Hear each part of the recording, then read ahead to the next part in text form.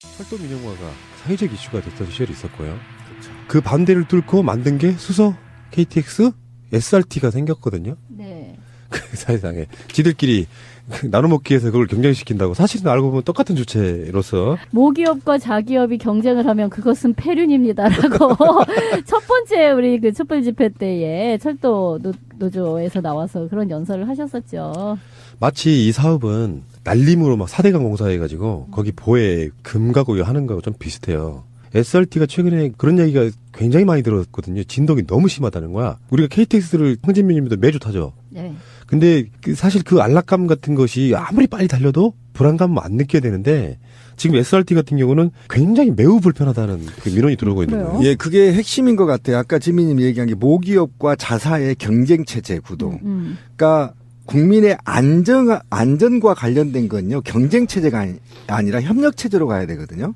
근데 이게 성과중심제를 도입하면서 경쟁체제로 가다 보니까 저비용 고효율을 올리기 위해서 이런 현상이 벌어지는데 저는 이 기술적으로 용서가 안 되는 게 뭐냐면 너무 진동이 심해서 바퀴를 깎았더니 진동이 덜하더라 이렇게 발표를 해요. 그건 뭔 소리야? 깎으면 저도 안 되는 무슨 거 아니야? 말인지를 모르겠어요. 바퀴를 깎았더니 진동이 잦아들었다. 이게 무슨 아니, 얘기예요? 바퀴를 도대체? 깎는다는 게 뭔 얘기지? 파이를 줄였다는 얘기인가? 아니면 바퀴가 그러니까 이게요. SRT가 뭐냐면 고속전철에서 쓰고 남은 것을 재활용하는 모양이에요.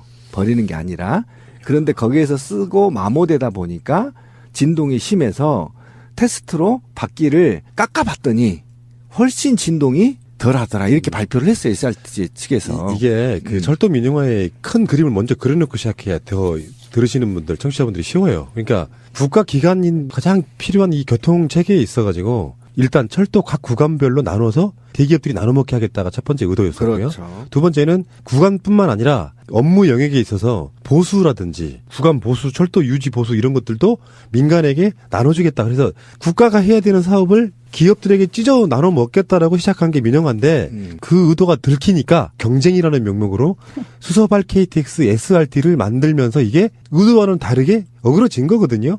실제로 우리나라에 수도 없이 많은 경전철 포함해가지고 철도 노선들이 있는데 거기에 일반 민간 기업에게 불화하겠다고 나서는 것도 있고 등등등 하다가 절대 안 되라고 국민들이 팔을 걷고 반대를 하게 되니까 무리하게 출범시켜서 지금 SRT 이런 문제가 나오는 거거든요. 그래서 예. 어쨌든 그 진동 문제가 처음부터 사람들에게 느껴졌는데 건강을 위협할 정도다 이렇게까지 문제가 되고 있는데 한 달째 지금 원인을 밝히지를 못하고 있으면서 기관들끼리 서로 책임 떠넘기기를 하고 있대요. 근데 SRT가요. 저는 이제 KTX를 매주 타고 왔다 갔다 하다가 이 SRT가 딱 생기고 나니까 확실히 손님이 좀 줄었어요. KTX가 손님이 좀 줄고 그리고 이 노선 그 시간차 같은 것도 배차를 또 좀 조정을 했더라고요.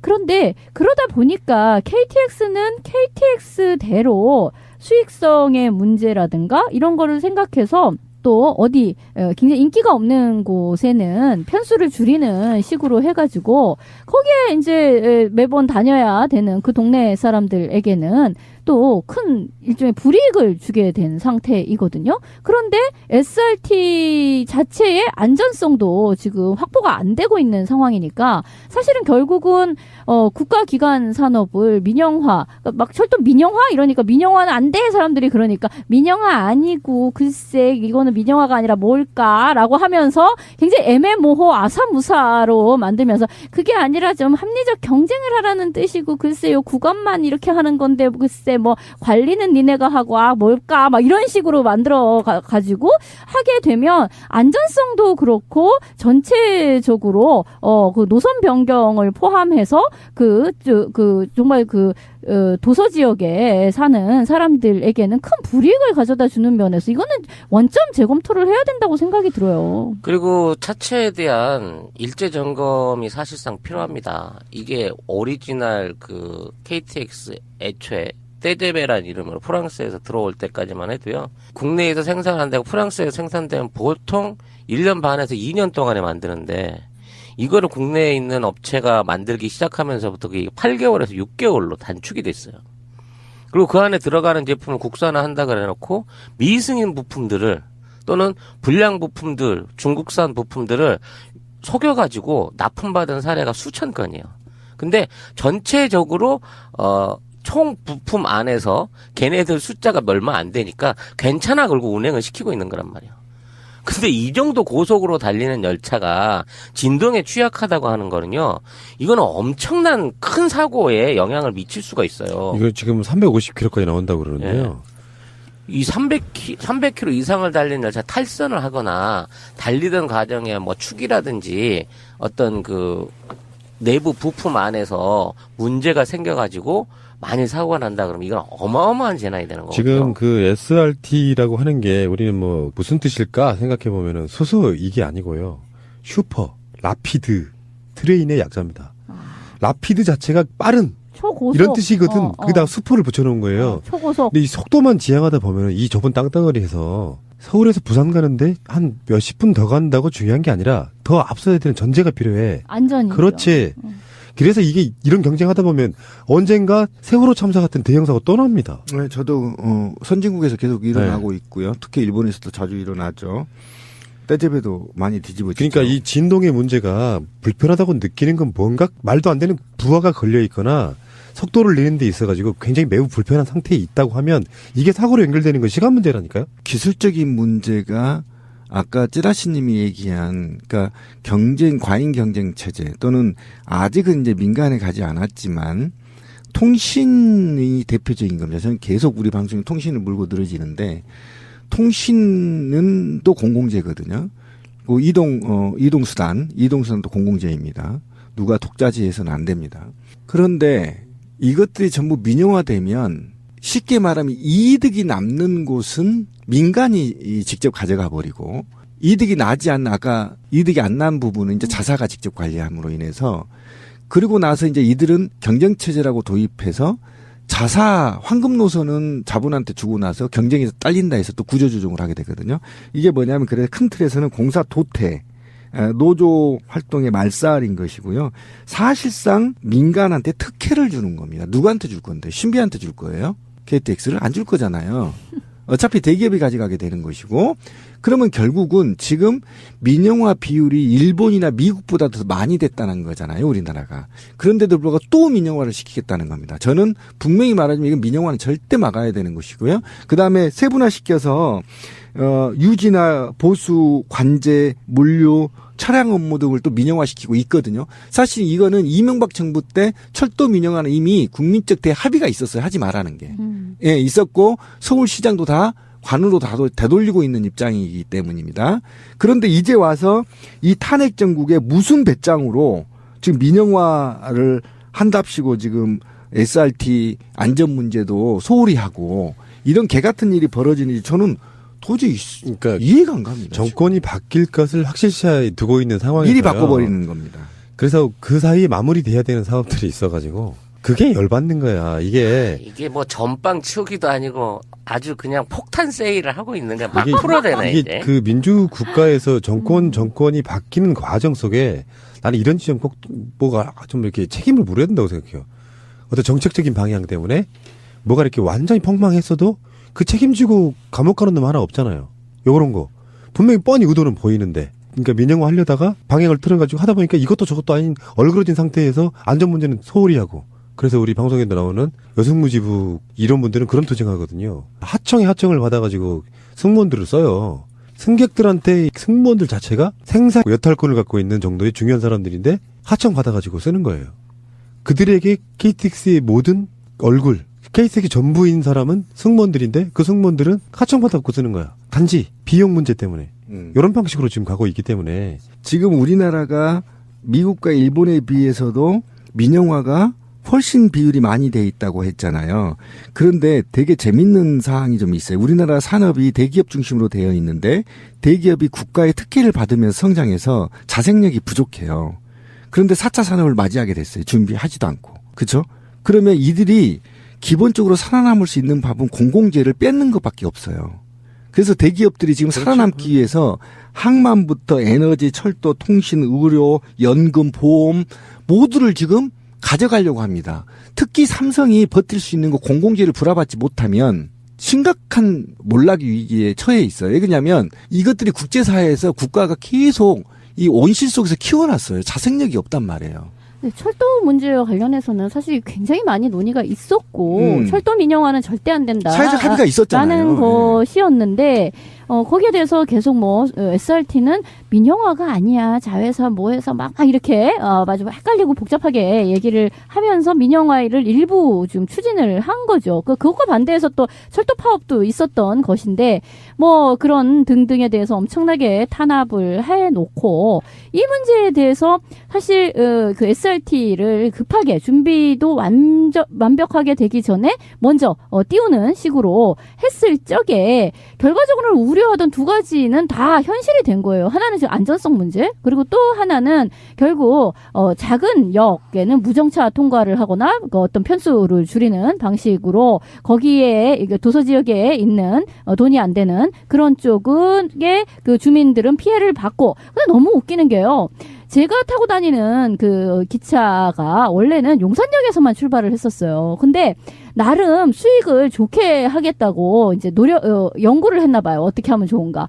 서울역에서도 쓰고 용산역에서도 쓰고 이렇게 한 거예요. 사실 서울역과 용산역은 전철로 두 칸이거든요. 그러니까 굳이 그래야 할 이유가 없잖아요. 그런데도 그렇게라도 하는 것이 경쟁에 더 유리하다고 생각을 해서 그렇게 한 모양이에요. 근데 그렇게 서울역과 용산역에 두 번을 중복해서 쓰게끔 하면서 다른 아래 동네에서는 원래 쓰던 곳도 안 쓰고 지나가게끔 하는 식으로 바꾼다는 게 너무 이 어떤 구조가 뻔히 보인다는 거죠. 제가 다른 분야는 잘 민영화가 모르는데 통신 분야 하나만 얘기하면 공공재가 얼마나 중요하냐면 이 국가라는 게 얼마나 대기업 중심으로 이루어지고 있냐면요. 망을 분양할 때 있잖아요. 통신 주파수 얘기하는 겁니다. 그런데 여기 망 중립성에 관련한 계약 조건을 달지 않아 버린 겁니다. 한국이. 지금도. 그러면 어떤 얘기가 되냐면 하나 예를 들어 제가 컨텐츠를 생산하고 싶어요. 그럼 이 컨텐츠를 생산하는 데 있어서 그 망을 사용하려면 그 망을 어느 망 KT냐 SK냐 LGU를 쓸 거냐를 결정하면 거기에 돈을 지불해야 되는 겁니다. 그런데 원래는 다른 나라들은요. 이 계약할 때 이런 망 중립성에 관련된 걸 이미 조건에 걸어서 하기 때문에 일반인들의 망과 관련된 연구나 개발 같은 걸 자유롭게 할 수 있어요. 공짜로. 이해 가시죠? 이렇기 때문에 우리나라는 민영화가 무조건적으로 공공재를 유지 발전시켜야 된다는 쪽으로 가지 않고 그냥 민간에 따다 넘기는 식으로 되기 때문에 그 이후에 산업의 생태계가 붕괴될 가능성이 있다란 말이에요. 그래서 민영화는 공공재 민영화는 굉장히 신중해야 되고 국민적 함의가 있어야 된단 말이에요. 그렇지 않으면 이게 굉장히 다 우리 손해로 온단 말이에요. 지금 보세요. 통신비가 가계 지출 비용의 20%를 넘고 있다고 하잖아요. 이건 충격적인 일입니다. 어떻게 그럴 수가 있습니까? 그래서 만약에 또 이동권까지 민영화가 된다면 이건 정말 심각한 문제가 있어요. 여러분께 질문을 드려볼게요. 개성공단은 어떻게 돼야 될까요? 개성공단이 닫힌 지 딱 1년 됐거든요. 개성공단은 어떻게 돼야 됩니까? 물론 여러분들께 물으면 답은 다 똑같겠지. 다시 열어야 된다. 지금 즉시 그것도. 네. 근데 지금 아직도 반대하고 있는 박근혜 정부 초대 통일부 장관은 열어야 된다고 지금 주장하고 있어요. 그 사람조차. 네. 근데 현재 통일부는 그렇게 말하죠. 이게 거짓말이라는 거야. 일단 유엔 제재 중에 공단 재가동 때는 결의 위반 논란대. 요 말이 거짓말입니다. 네, 유엔 제재 사항이 아니야. 이건 박근혜가 일방적으로 이걸 닫은 거거든요. 그래서 그게 그러니까 예를 들면 이게 거짓말이라는 게 이런 거야. 유엔 제재 중에 공단 재사용 때는 결의 위반입니다도 아니야. 논란대라고 말하면서 애들러 나가는 거거든요. 논란이 될 것이 없는 것이 유엔 제재 사항이 아닌데 개성공단을 만들어진 달러 북한의 핵을 만드는 데 사용됐다는 증거가 없는데 그러니까 이 비열한 놈들이에요. 박근혜가 독단적으로 아무 이유도 없이 거기다가 최순실 게이트를 집어넣으면 최순실이 이러저러한 이유로 이걸 했다고 하는 것이 뻔히 드러났음에도 불구하고 유엔 제재를 핑계를 대가지고 논란된데 거짓말인 게 뒤에 드러나잖아요. 야, 우리가 이렇게 해서 개성공단을 다시 재가동을 시키면 논란이 될 수 있어? 이렇게 말하는 게 논란이 되는 거죠. 에휴.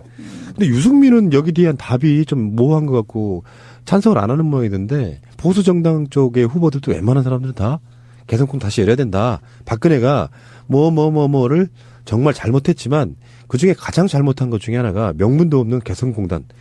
어떤 일이 있어도 개성공단은 닫으면 안 되라고 자기가 서약했던 사업이 개성공단 사업이잖아요. 박근혜가 직접 했잖아요. 어떠한 일이 있어도 개성공단 닫지 말자 우리. 그래놓고 지가 닫아버렸던 사건이거든요.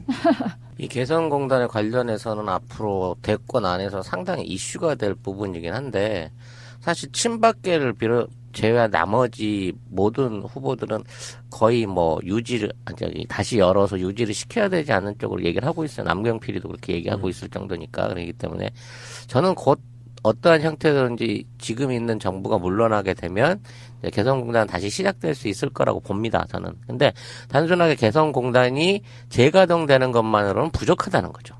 제2, 제3의 개성공단들이 꾸준히 확산될 수 있는 여지를 만들어야 됩니다.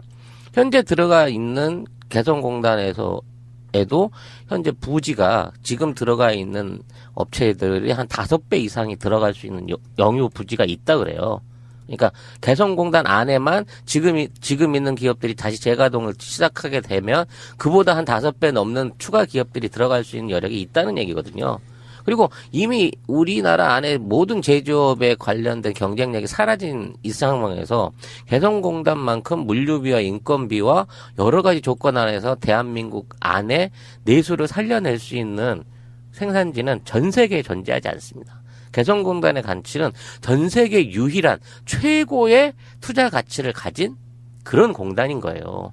이 자산을 그냥 놀린다고 하는 거는 정말 국가적으로도 멍청한 짓이고 외교 안보를 통하더라도 굉장히 어리석은 짓을 하고 있다는 겁니다. 근데 이 모든 게 우리 순실이의 현몽하신 2년 안에 북한을 망할 거야 라는 꿈 때문에 이게 다 이루어졌다라는 게 고지고대로 맞다고 치면 저는 분명 다른 뭐 돈하고 연관되게 있을 걸로 보입니다만 대한민국 역사상 가장 멍청한 국가 행정 중에 하나로 그렇죠. 기억이 될 겁니다. 최악이라고 보여주고요. 일단 그 핵 얘기를 좀 해보자고요. 개성공단과 핵은 전혀 무관합니다. 분명히 말하지만 북한에는요 우라늄 매장량이 전 세계 우라늄 매장량보다 더 많습니다.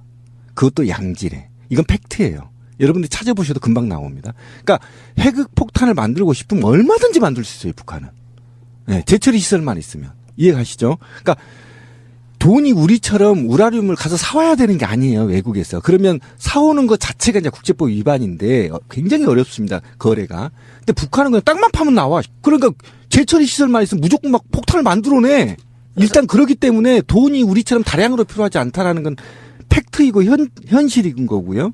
개성공단은요. 김대중 노무현 대통령이 만들 때 꿈이 있었어요. 원대한 꿈. 그 원대한 꿈이 뭔지 아세요? 개성공단보다도 큰 규모의 12개의 공단을 북한 전역에 만드는 거였습니다. 북한의 국민 1인당 수준을 끌어올린 다음에 통일을 하겠다는 거예요. 의식 수준을 끌어올린 다음에. 그리고 개성공단을 12개 이상 만들면 북한이 폐쇄성보다 개방성을 지향할 거라고 봤던 겁니다. 이런 철학적인 오래된 민족의 그 염원이 달려 있었던 사업이었어요. 그런데 이 사업을 정치적으로 악용했다라는 거 아닙니까? 그리고 그거를 폄하하고. 그런데 지금 이 개성공단이 그래서 지금 정치권에서는요. 특별법을 만든다고 지금 얘기를 하고 있는 겁니다. 어떤 거냐면 앞으로 개성공단이 다시 열리면 어떤 경우에라도 정치적으로 악용 못하게 법으로 막겠다는 거예요, 지금. 여기까지 지금 발전해 가고 있는 거거든요. 그만큼 우리 기업들에 대한 아까 찌라시님이 다른 에피에서도 엄청난 블루오션이라고 얘기했잖아요. 우리가 40년 동안 먹고 살 수 있는 블루오션이 북한에 있단 말이에요. 아무 걱정 안 해도 돼. 삼성이 개짓을 해도 현대가 개짓을 해도 우리끼리만 해도 40년을 먹고 산대잖아. 그게 지금 북한에 있어. 그런데 가지 말아야 돼요? 지금 당장 열어야 된다고 생각합니다. 지금 이 최순실의 악독한 개성공단 관련된 거에 추정되는 개성공단 공작에 추정되는 사람이 하나 있습니다. 이 베트남 대사인데요.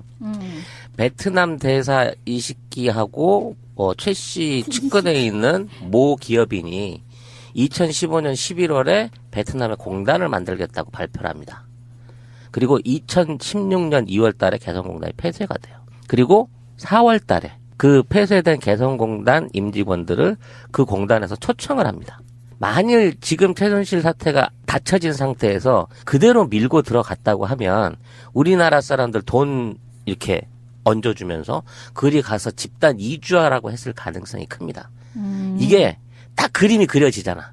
버마랑 똑같은 거야. 버마에서 있었던 일이랑 똑같네요. 거기서 뭔가 일을 저지를 때는 항상 대사부터 바꾸잖아. 베트남 대사도 꽂은 거란 말이야, 순실이가. 그러니까 저는 여기에 분명히 순실이가 경제적인 목적을 위해서 그렇지. 개성공단을 닫고 베트남 공단 쪽으로 몰고 가려고 했을 것 같다라는 확실한 추정을 저는 해볼 수가 있는 겁니다. 근데 그러네요. 그 부분은 지금 현재는 비약일 수밖에 없어요. 그게 단순하게 개성공단이 만들어진 게 민주정부 때 수도 없이 오랜 시간 동안 다 지어놨던 게 있기 때문에 박근혜 임기 기간 내에 그게 가능하다. 저는 그렇게는 보지는 않고 보니까 그렇게도 보일 수 있다라는 것까지는 인정해드리고요. 지금 현재 성장률이나 이런 걸 보면요. 한국이 성장률 자체는 국가를 그대로 내버려 두면 어느 정도는 굴러가요. 어떤 정권이 유능해서가 아니라 굴러가는데 성장률 자체가 2점대 초반 이 정도로만 되면 잠재 성장률이 사실상은 마이너스인 상태로 가고 있는 거라. 그러니까 우리가 성장과 분배 이야기하지만 분배를 늘림으로써 성장을 키우는 방법도 있잖아요. 성장과 분배는 대치되는 개념은 사실 아니야. 그렇죠. 근데 그 성장이 너무 저하가 되면 기본적으로 경제 자체가 움츠러들어서 확장성이 떨어지는 그런 문제가 생기는 거거든요.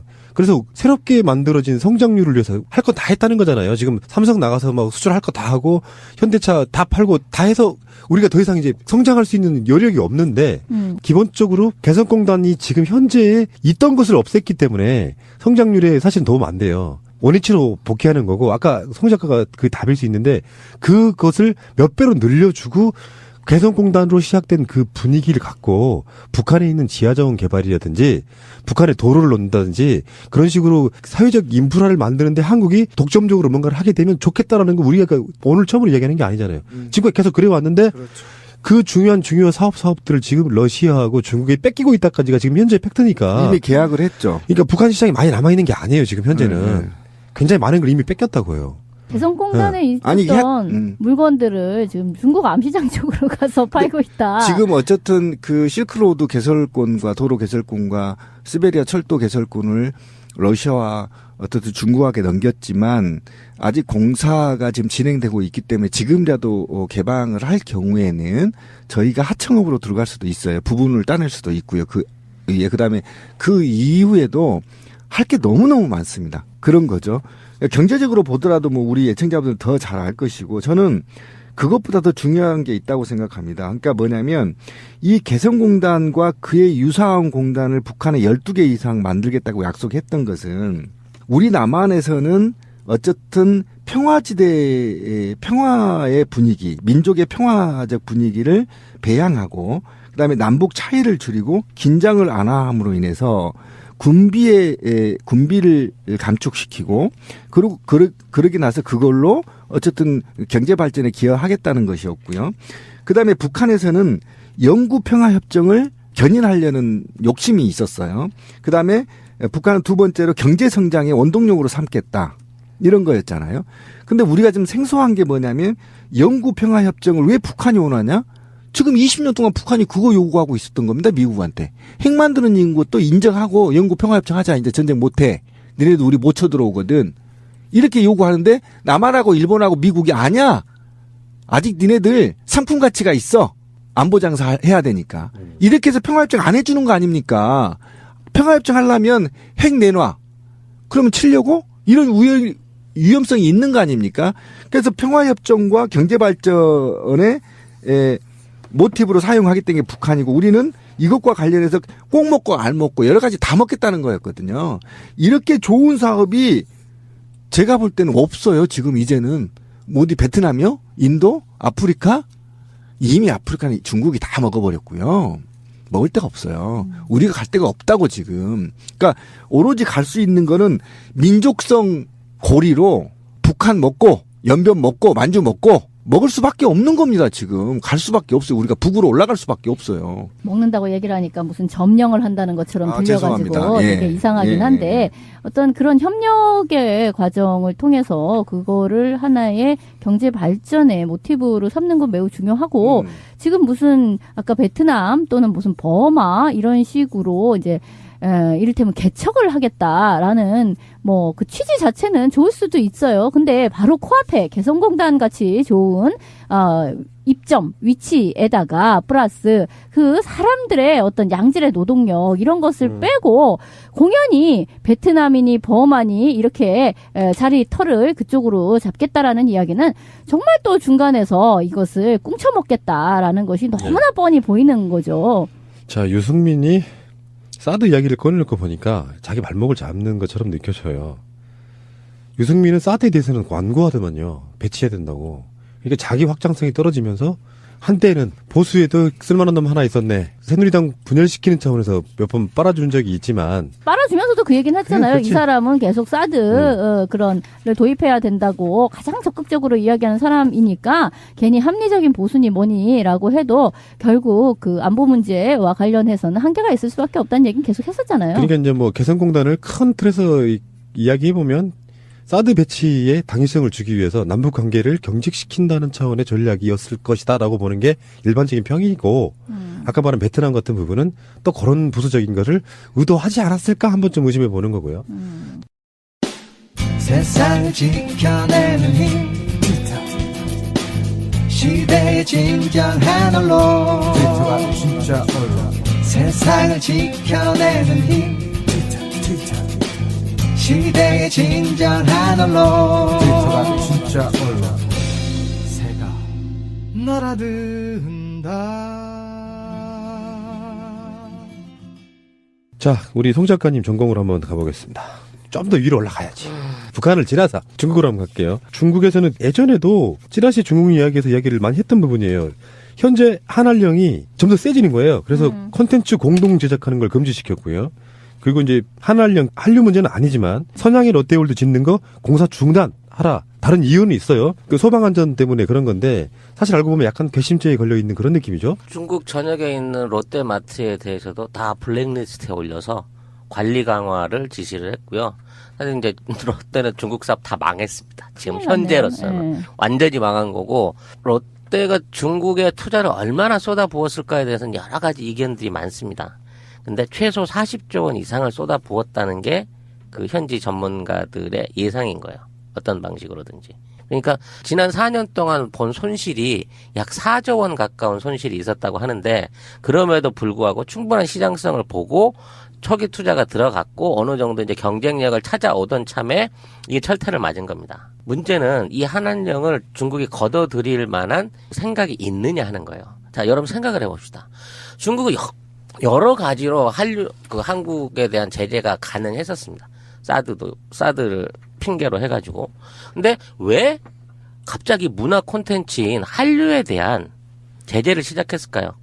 생각해보면 돈도 크게 안 될 것 같고, 아니면 뭐 다른 자동차라든지 대기업 삼성이라는 LG 같은 데 손을 대면 훨씬 더 파급 효과도 크고 줄 수 있는 메시지도 큰데 왜 한류에 손을 댔겠느냐는 얘기예요. 일단 그렇게 하면 한국 사람들이 한류 시장 줄어드는 거에 대해서 한국 국민들 대중적인 반감이 커진다를 좀 생각한 걸까요? 아니요. 애초에 중국은 한류 콘텐츠가 중국을 휩쓰는 것 자체를 싫어했어요. 그건 있어요. 자기 네. 문화, 자기 네. 콘텐츠를 문화적인 키워야 되니까. 자부심이 강한 중국 입장에서는 5천만도 안 되는 한류의 콘텐츠가 전 세계에 가서 막 뿌려지고 한류 드라마에 미쳐서 막 주부들이 막 투신을 하고 뭐 밥을 안 차리고 막 이런 류에까지 유행이 일어나는 것 자체를 용인을 못했다는 얘기예요. 일종의 타손이 산 땅 같은 거지. 그러니까 아니 근데 중국은 원래 그 여자가 밥 안 차리잖아. 이게 그런 뉴스가 나왔었어. 저녁에 들어왔는데 왜 밥 안 줘? 이렇게 하다가 그 쌈 나가지고 칼부림이 나기도 하고 그거 야단쳤다고 투신하기도 하고 그럴 정도로 비정상적인 한류 드라마나 한류 문화에 대한 붐이 일어나고 있었단 말이에요. 근데 중국 입장에서는 그거를 그냥 놔둔 거예요. 왜냐하면 이게 확산이 돼야 중국 안에 자체적인 문화 콘텐츠 시장이 커지거든. 결국은 한류의 콘텐츠가 그동안 중국에 들어갔지만 사실상 돈 받고 들어간 거는 태양의 후예가 처음이라고 봐야 돼요.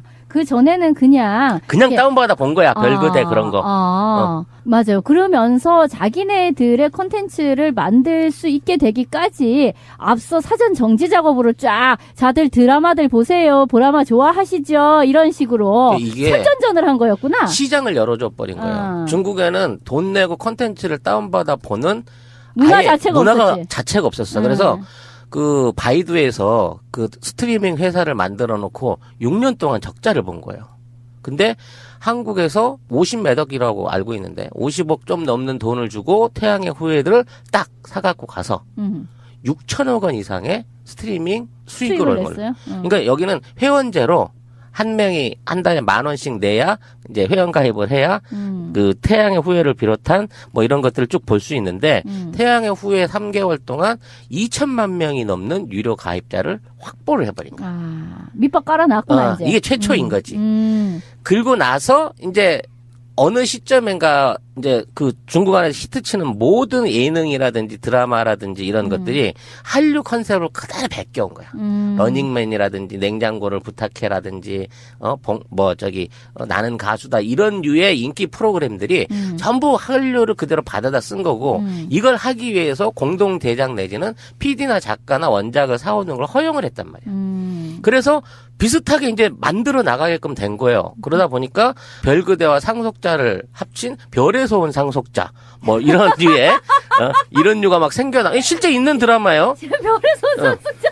이 실제 있는 드라마. 그런 류들이 생겨날 수 있는 여건 그런 류들이 생겨나면서 연습이 어느 정도 된 거지. 근데 국민들이 다 좋아하고 불만 없이 잘 쓰고 있고 인기가 좋은데 느닷없이 갑자기 이제부터 한류 틀지 마 그러면 반감이 심할 거 아니야. 명분이 없었단 말이야 지금. 근데 마침 사드가 딱 때려주니까 옳았거나 일단 사드의 반국민적 정서, 반한 정서를 활용해가지고 일단 이걸 못 틀게 하자고 전면적으로 다 닫아버린 거야. 예능, 영화, 인력 투자, 대본, 심지어는 스트리밍 시장도 다 닫아버린 거야. 이렇게 완전히 닫아놓은 상태에서 중국은 올해 초에 자기네 콘텐츠 장사하면 되겠네. 이제 음원이나 다운로드에 대해서 불법 다운로드를 금지하는 법령을 처음으로 발표를 해요. 그리고 유료 음악 시장을 열었어. 근데 그동안 중국에서 유통되는 모든 음악은 돈 내고 다운받아 본 적이 없었는데 올 1월 달부터 그런 게 생겼고 불법으로 드라마나 영화를 스트리밍하거나 외부에다 돌리는 행위를 법적으로 금지하는 법안을 요때 만들었다고. 그러면 우리는 물렁하게 사드가 끝나면 그러면 도로 풀어주겠지? 한류에 대해서 허용을 하겠지? 안 해요. 시장 자체가 이제 줄어드는 못 들어가는 상태가 되는 거예요? 예, 시장 자체에 다시 재진입할 수 있는 기회를 중국이 안 준다는 겁니다. 중국은 우리나라 조류독감 생긴 이후로 10년이 넘게 우리나라 닭을 수입을 안 해요. 조류독감 끝난 지가 언젠데 10년 전에 이명박 그 전에 있었던 조류독감을 이후로 우리나라 닭을 수입을 안 하는 그 제재를 그대로 갖고 있어 지금도. 풀질 않는다 이거지. 마찬가지로 이 한한령은 다시 가더라도 풀질 않습니다. 그리고 풀 이유가 없는 거예요. 왜? 이미 그동안 익숙해졌던 스트리밍 안에 그 비슷한 짝퉁을 만들어낼 수 있는 자기 나름대로의 자생력을 갖췄다고 판단을 하기 때문에 주류 시장 안에 한류 문화가 다시 돌아오는 것들을 철저히 배격할 거예요.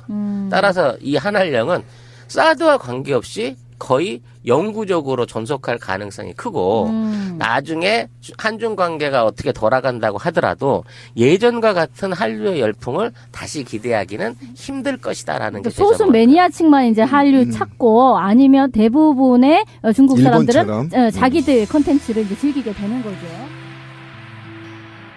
그 한한령 이후에 그러니까 미래 사회, 현대 사회에서 미래 사회에서는 그러니까 물건을 구입하는 데 있어서요.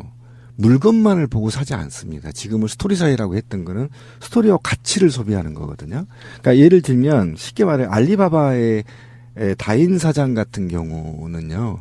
굉장히 매력적임을 느끼잖아요. 그러면 알리바바에서 물건을 사는 건 마인 사장의 매력을 산다라고 생각을 한단 말이죠. 그걸 다시 돌려보면 뭐냐면 삼성이 이재용이 매력적이어서 삼성폰이 삼성에서 20% 점유하는 게 아니었어요. 드라마에서 한국 영화에서 배우들이 쓰고 있기 때문에 삼성폰을 썼던 것이고요. 그다음에 그 배우가 쓰는 화장품을 소비했던 겁니다. 이런 가치를 소비하는 사회로 가고 있기 때문에 상당히 한한령 이후에 한국의 소비재가 감소될 가능성이 굉장히 높다라는 거죠. 그리고 두 번째는 한국의 문화를 일시적으로 통제는 가능합니다. 찌라시님 얘기한 대로. 근데 한국 문화가 굉장히 신자유주의적 문화가 강해요. 강하기 때문에 이 문화가 마치 어느 정도의 신성함 정도는 가지고 있을지 모르지만 굉장히 중국 사회를 파괴하는데 급격하게 작용할 가능성이 굉장히 높습니다. 굉장히 한국 사회가요. 신자유주의를 발상지 국가보다 더 파괴된 사회거든요. 굉장히 배울 점이 없는 사회입니다. 한국 사회가.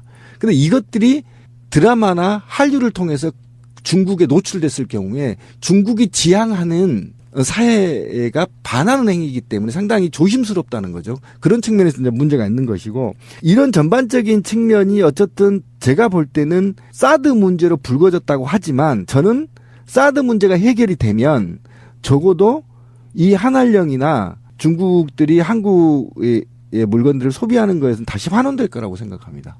환원이 돼요? 네. 저는 왜요? 왜 그러냐면 이 문화는 이미 글로벌화 사회에서 막을 수가 없어요. 중국 사회는 공동체 사회였었거든요. 근데 이 개별적 우리가 처음에 초콜릿의 맛을 아는 것처럼 중국인들이 초콜릿 맛을 알기 시작했거든요.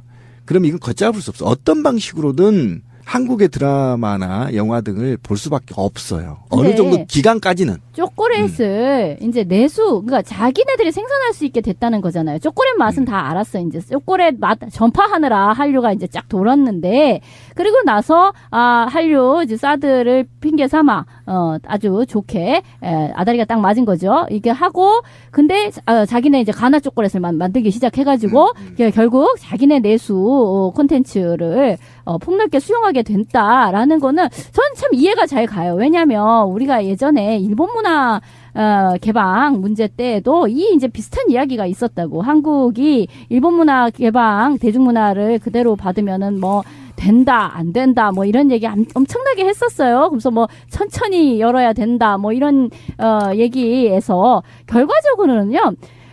그 이전에는 한국이 일본 쇼나 이런 거를 저작권 없이 그대로 갖다 베꼈어요. 그대로 갖고 왔었어. 근데 그렇게 해가지고 사람들한테 이제 갖고 오면 이렇게 재미있었지. 뭐 그러면서 일본 문화 이제 조금씩 열고 하면서 결과적으로는 한국 입맛에 딱 맞는 그런 콘텐츠를 만들어내면서 일본 콘텐츠는 아주 소수인 취향이 그러한 사람들만 보는 식으로 바뀌게 된 거죠. 그러니까 사실 문화는요.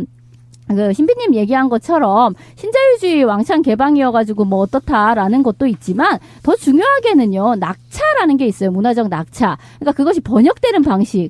그러니까 우리가 미드 보면 물론 재미는 있으나 미드 볼 때의 느낌하고 한국 드라마 볼 때의 그 나와 이렇게 굉장히 유사하게 밀착되는 지점이 좀 다르거든요. 사실 그것 때문에 중국에 일본 콘텐츠가 아니라 한국 콘텐츠가 들어갔던 것도 사실 그거하고 관련이 있거든요. 거부감이 없어야 되고 문화적 낙차가 적어야 돼요. 그러니까 그걸로써 사실 중국에는 한류가 먹혔던 것인데 결국은 이것도 시효가 다 했구나.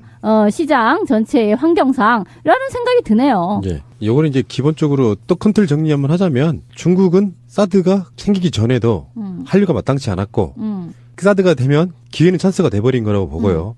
근데 이제 롯데의 부분은 뭐 하필이면 성주에 골프장이 있었던 거죠. 그래서 지금 니들 그 골프장하고 국방부랑 바꿔치기 하는 거 하면 니들 뒤졌어 하고 지금 딱 걸어준 거잖아요. 서방 안전이 문제 있어. 근데 3조짜리 공사를 중단시키면 하루에 이자가 얼마나 오는 거예요? 그 롯데는요 사실 좆댐이에요 지금. 갓댐 좆댐 하여튼 그런 상태인데 얘네는요 정말 이제 와서 사드 우리는 절대 반대예요. 정경련의 로비라도 해서 사드를 절대 반대해야 돼야 이런 식으로 가지 않는 이상 지금 큰일 났어요 얘네. 자 롯데 이야기는 넘어가시고요. 제가 마지막으로 한 말씀 드리면은 우리 나가는 광고 중에 롯데 시네마타워라고 성남 신흥역에 그런 광고가 하나 있어. 대기업 광고 아니고요. 대기업 영화 극장을 유치한 일반 사업자들의 광고거든요. 그러면 엄청 좋지 솔직히. 내가 그거 볼 이유가 없다 진짜. 그 정도 광고면 얼마일까? 응? 몇 천만 원 단위로 받을 수 있죠. 그거에 한 뭐 100분의 1 받는 광고, 대기업 광고 아니라는 말씀드리고요. 롯데 별로 안 좋아합니다. 근데 왜 대기업들은 팟캐스트에 광고 안 하는 거야, 이 새끼들? 뭐가 답답해서? 돈 좀 팍 좀 쏴. 실제로 지금 팟빵은 대기업 광고 하고 있습니다. 아, 하고 있어요? 우리들 컨텐츠 갖다 쓰는 포털은 대기업 광고 많이 들어와 있어요. 새가 날아든다 팟빵 1, 2 채널 유튜브 새가 날아든다 구독하기를 꼭 눌러주세요. 구독하기를 하시면 정말 새가 날아갈 수 있는 힘을 주시는 겁니다. 구독하기는 공짜입니다. 굉장히 의미 있는 판결이 하나 나와서 소개를 해드릴게요. 최순실에 관련된 부분을 이야기하다 보니까 진짜 중요했던 부분들이 지금 계속 잊혀지고 있는데 월성 기록이 당장 가동 멈춰야 된다. 사용 연장 허가를 취소해야 된다는 판결이 나왔습니다. 캐나다 원자력 공사에서 수석 안전 분석관을 했던 하정구라는 분이 이 재판에 있어서 결정적인 증언을 했어요. 이 사람이 보니까 한국 너무 주목구구다. 이 중요한 핵발전소에 관련된 그 사안들을 보니까 너무 주목구구다. 그래서 법원이 안 돼라고 제동을 공식적으로 걸어준 거죠. 이 핵발전소 반대 운동 하셨던 분들한테는 정말 오랜만에 엄청난 쾌거가 지금 된 겁니다. 이래서 지금 섰는지 모르겠어요. 뭐 이렇게 되면 바로 가서 세우나요? 아니, 이제 항소심이 있기 때문에 또. 아니 이게 대법원이 아니에요. 일단- 1심의 판결이기 때문에 항소심이. 일단 이 판결이 나게 되면 최소한 결정이 나게 될 때까지 가동 정지라도 먼저 시켜야 되는 게 정상 아닌가요? 저는 어쨌든 이번 판결로 인해서 정말 저는 놀랬어요. 얼마만큼 치열하게 싸웠고, 그리고 이제 법원이 핵발전소 위험성을 알기 시작했구나. 라는 측면에서 굉장히 고무적인 판결이고요. 그리고 저는 문재인 후보처럼 오나니에서 수면전장 항소를 안 했으면 좋겠다. 저도 강력하게 촉구하고요.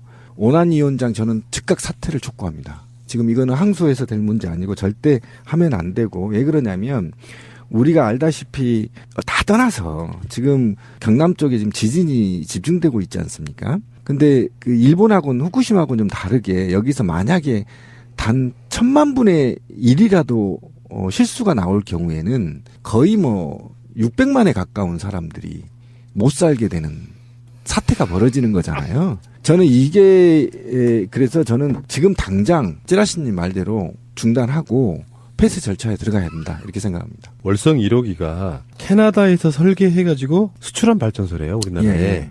근데 그러면 그 캐나다에서 수출한 발전소를 캐나다 기술 기준을 따라줘야 이게 어떤 그 시스템이 있는 거잖아요. 예를 들어서 재가동을 하게끔 허가해 주면은 뭔가 최근의 트렌드에 맞는 규제 기준을 따라야 그걸 통과를 시켜줘야 되는데 그렇죠. 처음에 설치했던 30년 전의 기준을 갖고 거기에 부합하니 더 가동해도 돼 이렇게 돼버린다는 거예요. 노후 같은 것이 전혀 계산 안 된 상태로. 그것을 결정적으로 하정구 이분이 증명을 해준 거예요. 이분이 캐나다 원자력 공사의 수석 안전분석관이었던 거죠. 우리나라 사람이 거기에 있었다는 것도 정말 다행인 거고요. 사실 빼도 박도 못하는 확실한 전문가가 증언을 해줬기 때문에 이런 판단이 나올 수 있지 않나 싶은데요. 지금 5천억을 들여서 공사를 했다는 것 자체도 안전계통하고 아무 상관없는 엉뚱한 공사를 했다는 거예요. 이 돈도 유용한 거예요, 사실은. 실제적으로 제어를 할 수 있고 안전장치를 해야 될 부분에 대한 개선은 전혀 하지 않은 상태에서 내부 구조물 일부를 그것도 매뉴얼에 맞지 않은 방식으로 교체를 해놓고 압력 관만 교체했다고 그렇죠. 그래요. 그래 놓고 자 이게 이렇게 고쳤으니까 돈 들여서 고쳤으니까 돌리자라는 논리로 이걸 밀어붙이는 거죠. 쉽게 말해서 네가 폐차해야 될 폰인데 갑자기 거기다 내비게이션을 한 30만 원짜리 단 거야. 어차피 꼭 나오지도 않는데. 아, 비유 좋아. 그러니까 야 새 내비 달았으니까 새 차나 다름없는 거야. 이제 맘 놓고 타고 다녀도 돼. 이 논리로 지금 발전소를 경영한다는 거죠. 만약에 핵발전소에서 후쿠시마처럼 대형 사고가 나면 누가 책임질까요? 아무도 책임질 수가 이게 없어요. 문제예요. 책임지는 자가 있을 수가 없는 구조예요, 이게. 영화 판도라 지금 뭐 보려면 굉장히 좀 싼 가격에 다운받아서도 볼 수 있으니까요. 한번 보십시오. 어떤 일이 벌어지는지. 영화 판도라는요. 솔직히 큰 어떤 영화적 상상 내지는 뭐 그런 전제를 깔고 있는 게 아니에요. 현재 있는 그대로의 상태에서 진도 6의 지진이 일어나면 어떤 일이 벌어지나 딱 그거 하나 전제로부터 출발을 하면 그대로 나타나는 상황을 보여주고 있거든요. 뭐 그렇게 어마무시한 상상한 거 없어. 그대로 현재 있는 대로 한 거예요. 지금 일본은 숨기고 있지만 온갖 거짓말로 덮고는 있지만 후쿠시마 사고 이후에 일본이란 땅은 좀 솔직히 말씀드리면 버린 땅 됐고요. 그게 일본만 버린 게 아니라 태평양 전체적인 국가들이 방사능 바다 수산물 먹게 되는 원흉이 됐고요. 그렇죠. 그래서 일본 애들은 어떻게든지 자기네 땅 벗어나려고 합니다. 그 사건, 그 후쿠시마 사건의 교훈이 가장 가까운 나라인 한국에 없다. 이게 문제인 거예요. 후쿠시마는요, 이렇게 사람들이, 그때 다 끝났고, 이제 몇 년 지났으니까 점점 좋아지는 거 아니야? 이렇게 생각을 하고 있어요. 근데 그렇지가 않은 거예요. 그 방사능을 측정을 하다가 최근에 굉장히 갑자기 막 올라가는 상태가 있었어요. 그 뉴스에 잠깐 이렇게 기사화 됐었는데요. 아니 원래 가만히 있든가 조금씩 떨어져야 되는 건데 왜 갑자기 수치가 올라가지? 하면서 깜짝 놀랐었다고 사람들이. 그게 그 안에서요. 이렇게 대충 막아놓은 상태에 그 이렇게 폭발된 그 발전소가 아래쪽으로 뭔가가 지금 샌다는 거야. 그래서 어떤 층이 뚫어진 것이 아니냐. 그 안에서 어떤 일이 벌어지는지는 자세히는 알 수가 없지만 그런 상태로 아주 몇 초만 근처에서 쬐도 사망을 할 정도로 굉장히 지금 방사선 수치가 높아지고 있어요. 그러니까 이건 끝난 재앙이 아니에요, 지금. 당장 사고가 안 났으니 경각심이 별로 없는 거예요. 그래서 다른 문제도 아니고 핵발전소 문제인데 경각심 갖자고 사고를 낼 수도 없는 부분이잖아. 근데 그렇지. 사고가 나면 돌이킬 수 없는 재앙이잖아요. 그러니까 다른 사고를 비추어서 생각해 보라는 거예요. 그래서 우리 국민들이 지금 현재 뭐 항소를 한 해 만에 이런 개소리 하는 거 말고 국민소송단 모집할 때 저희들이 방송으로 광고도 해드렸어요. 여기 해야 된다고. 근데 현재 재판 결과가 나올 때까지 기다리면 또 늦어. 그러니까 지금 이 소송인단이 이거 했어요. 일단 법원에 허가 취소가 나왔으니까 월성 1호기 운영 변경 허가 처분 효력 정지 신청서를 또 법원에 제출합니다. 예. 그러니까 일단 멈춰놓고 시작해라 이거야. 근데 아직 어떤 판단이 나와도 이 부분에 대해서는 보수 쪽에 좀 약간 꼴보수이신 분들이 꼭 그런 식이거든요. 그래서 사고 났냐? 누구 다쳤냐? 참나. 광우병. 지금 광우병 때문에 그난리를 쳤는데 지금 광우병 걸린 사람 있냐? 지휘모도 마찬가지고요. 그런 관점으로 바라보면 당한 뒤에 이미 늦다. 지금 이제 승소 소식에 같이 알려진 걸로는 2, 3, 4, 5기에서도 그 안전 분석 보고서 자체가 전부 다 비밀로 처리돼가지고 내용을 지워놨다는 거예요. 근데 이 보고서에 대한 그 작성에 직접적으로 참여했던 이 제보자의 의견에 의하면 아무런 영업비밀이 될 만한 내용이 없다는 겁니다. 근데 여기 지워버린 부분이 뭔지 다시 재확인을 해야 된다는 거예요. 단순하게 1호기뿐만 아니라 2, 3, 4, 5기에도 심각한 결함이나 문제가 있을 수 있다라는 의심을 해보고 이 부분까지 확대해서 월성 원전 자체를 완전히 다 폐로 할 수 있는 방향으로 점검을 해봐야 된다. 물론 안전할 수 있다고 그러면 쓰겠지. 근데 실제 수출했고 운영했고 감시했던 사람이 지금 뭐 당장 폭발해도 이상이 없을 정도로 위험한 상황이다. 후쿠시마 이상의 재난이 올 수 있다라고 경고를 하는데 그럴 일이 뭐 얼마나 대한민국이 얼마나 그럴 일들이 지금 많이 나고 있는데 지들은 책임도 못 지면서 그런 소리를 하고 있냐고. 여기 핵발전소 문제는 정권 잡은 대통령의 의지가 제일 중요하다고 저는 보거든요. 물론 기본적인 얼개는 대기업들 헤쳐먹는 거, 원자력 발전소, 핵발전소 짓는 데 들어가는 대기업, 그리고 그걸 운영하는 데 있어서의 여러 가지 커넥션들 때문에 한다고는 하지만 정권 잡은 대통령이 잠재적으로 앞으로 계속해서 핵발전소를 줄여나가는 방향의 정책을 만들고요. 국민들이 거기에 따라주고 실제로 핵발전소 그렇게 돌리지 않아도 전기 부족하지 않다는 걸 우리가 인터뷰를 통해서 이렇게 들었지 않습니까? 그렇죠. 그럼 앞으로 조금만 문제 있다고 하면 가동 중단시켜. 그리고 폐로 상태로 밟고 새로 짓는 거 없고 그러면서 점점 줄여나가주면 전기가 갑자기 부족해지거나 이런 것도 없는데 박근혜가 이런 위험성이랄까 심각성이랄까 이런 게 없다가 보니까 이 공무원들이나 이런 새끼들이 계속 이런 짓거리 하는 거예요. 숨기고 해가지고 그렇죠. 자기들 자리 보존하려고. 이명박과 박근혜인 거죠. 이명박과 박근혜에서 에너지 정책이 이제 바뀌면서 한 건데 저는 아까 영업비밀 때문에 영업비밀이란 이유로 각종 감사나 국회 감사에도 자료를 내놓지 않는 건 이게 적폐다. 그리고 어떻게 노후 원전을 폐쇄하는데 국민과 상대로 싸우는 데가 어디 있어요? 이런 개 같은 것이 바로 적폐가 아닌가. 그래서 이런 것들을 해결할 수 있는 법안들을 저는 만들어야 된다. 이게 만약에 잘못됐을 경우에 몇백만이 이주해야 되거나 사망할 수 있는 이 엄청난 재난의 시설을 감히 이게 영업이란 이유로 자료를 내놓지 않거나 또는 이게 감히 이 국민을 상대로 소송을 하는 이런 얼처구니 없는 일 다시는 없어야 네, 된다. 알겠습니다. 예. 그 핵발전소는요, 우리가 흔히 얘기할 때 위험사회론에서 얘기하는 수익은 사유화하고 그리고 손실과 위험은 그렇지. 모든 사람에게 불특정한 사람들에게 다 나눠 갖는 이런 식의 구조라는 맞습니다. 거에 대표적인 산업이에요. 어저께 어디 외부에 갔다 오다가 저랑 동행했던 사람이 차 안에서 계속 포켓몬고를 잡는 거 있는데 아, 그래요? 재밌대요? 실제로 동네에서 많이 보는데 밤에도 내가 그 어디 잠깐 가려고 하는데 어떤 친구랑 부딪혔어. 뭐 하나 봤더니 그거 잡고 있는 거예요. 굉장히 위험하다. 그러니까 길거리에서 막 횡단보도 건너고 그러는데 저쪽에 포켓몬이 보이면 교통사고의 위험 같은 거 좀 조심하시라고 잠깐만 이렇게 여담으로 말씀드리는 거예요.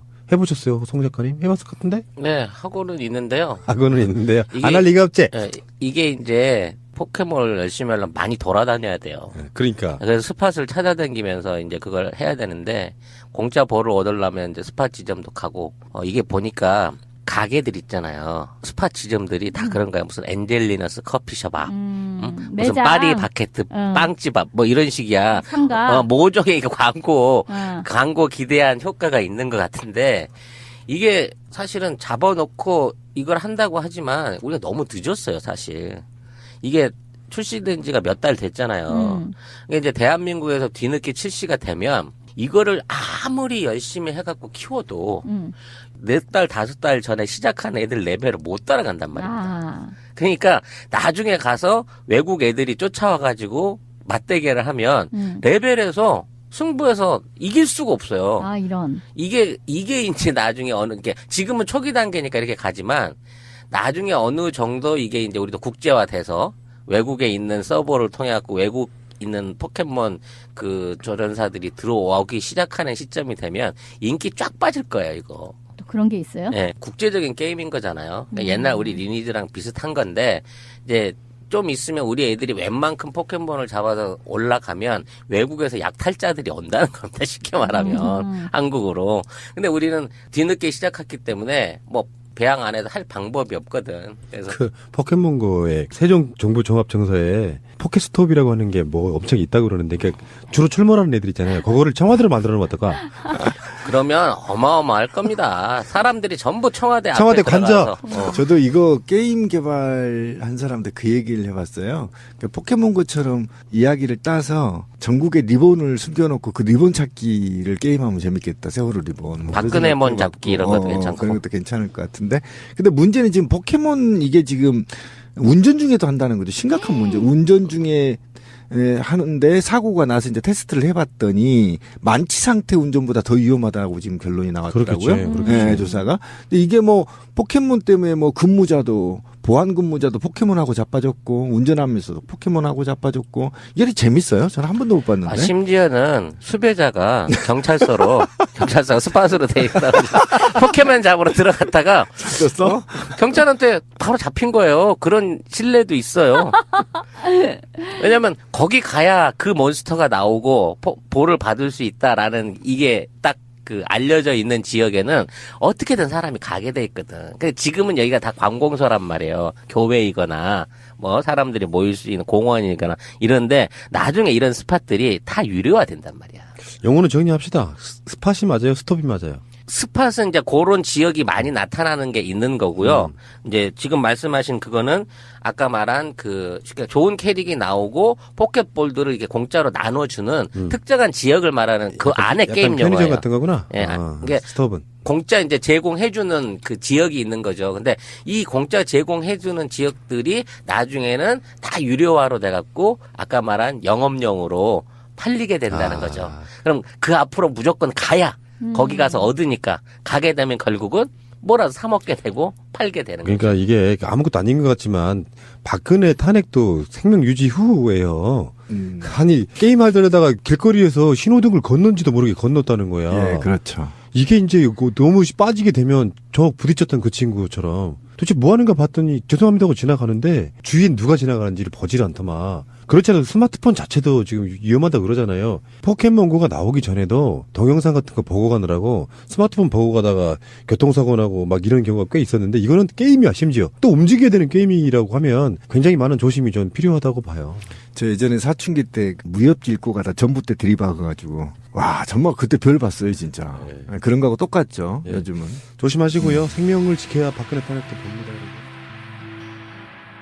귀 바람직하지. 참 들을 소리를 들었고 더한 소리도 하겠구만. 아. 그 전날에 그런 소리 좀 들어야 되나? 아, 기억들 하실지 모르겠어요.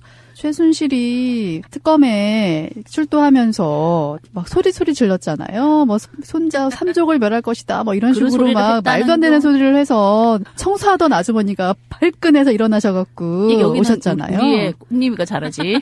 뭐라고 했지? 연병하네. 아, 그 청소하는 아주머니시고요. 그게 일타로 네네. 최순실이가 그날 듣고 그 다음날 이경재 변호사까지 그냥 이 아주머니가 아주 아유 아작을 냈죠. 키도 조그마하신 분이 정말 아줌마 모자 같은 거 펑 눌러 쓰고 와서 고기 딱 들고 이경재 빼 대드는데 대든다고 해야 되나 그건 아니지. 따지는데. 야단치는 거라고 해야 되지. 네네. 그치 국민이 주인이니까 주인이 머슴한테 야단치듯이 나도 억울해. 내 손주도 그거 하단 말이야. 우리 국민이 봐주는 거 맞아, 진짜. 그렇죠. 영상을 찾아봐야 되겠구나. 저는 한번 보세요. 그 카드뉴스 식으로 봤어요. 그래가지고 그 글 읽으면서도 그냥 사이다다 이렇게 생각을 하고 그냥 지나갔거든요. 영상 보시면 얼마나 재밌냐면요. 이경재 변호사 당황하는 모습이 다 나오고요. 그다음에 기자들도 벙찐 모습이 나오고요. 그런 걸 좀 자주 겪게 해야 돼요. 맞아. 그 이렇게 무서운 걸 알아야지. 그 아주머니의 당당함에 정말 박수를. 아니 그렇게 살고 싶을까? 그 변호사나 그런 사람들은. 아, 그리고 여기서 키포인트가 있는데요. 이경재가 그랬어요. 마지막에. 죄인도 변호해야 된다고. 아, 지랄하네. 아니, 죄인이라고 인정한 거잖아요. 최순실을. 맞네. 언어에 자기가 속아 넘어간 거죠. 맞네. 결국 그 자기들이 이렇게 그런 손가락질이 자기한테 온다니까요. 그럼요. 아니 그게 원래 거짓말을 하다 보면 자꾸만 커지다가 보면 그 거짓말이 자기를 감싸는 걸 모르는 거야. 맞아요. 그러니까 아니 하늘을 가려보라 그래 손바닥으로. 아이고 참. 그러게. 오늘도 별, 꽃, 소녀와 커피 한잔 하실래요? 시작합니다. 네. 사이다 혼내물 하신 네, 강남 아주머니의 이야기로 시작을 해봤는데요. 오늘 이야기 저희가 준비한 게 중년에 대한 이야기잖아요. 근데 얼마 전에 인터넷 신문 기사를 봤는데 네. 그 이규철 특검보 그분이 이제 봤어요. 대변인을 하신대요 특검에. 근데 그때 특히 그분한테 인상 깊었던 건 이재용 구속하자. 영장 이제 심사를 냈는데 그게 기각이 됐잖아. 근데 그 막 불타는 눈빛으로 그래도 우리는 끊임없이 수사를 하겠습니다라고 막 할 때 그때 너무 멋있었던 거야. 뇌생남? 그랬는데 그리고 나서는 그 사람 옷 패션의 정결자로 사진에 딱 났는데 저도 봤습니다. 저도. 야, 참. 그 수트부터 시작해가지고 가방부터 시작해서 블링블링해요.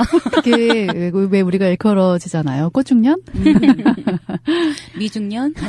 그게 왠지 꽃중년 그러면 좀 뭐라 그래야 되나 그런 방송에서 일부러 우리가 알고 있는 꽃중년 대체적으로 좀 남자야, 그지 느낌이. 그렇죠.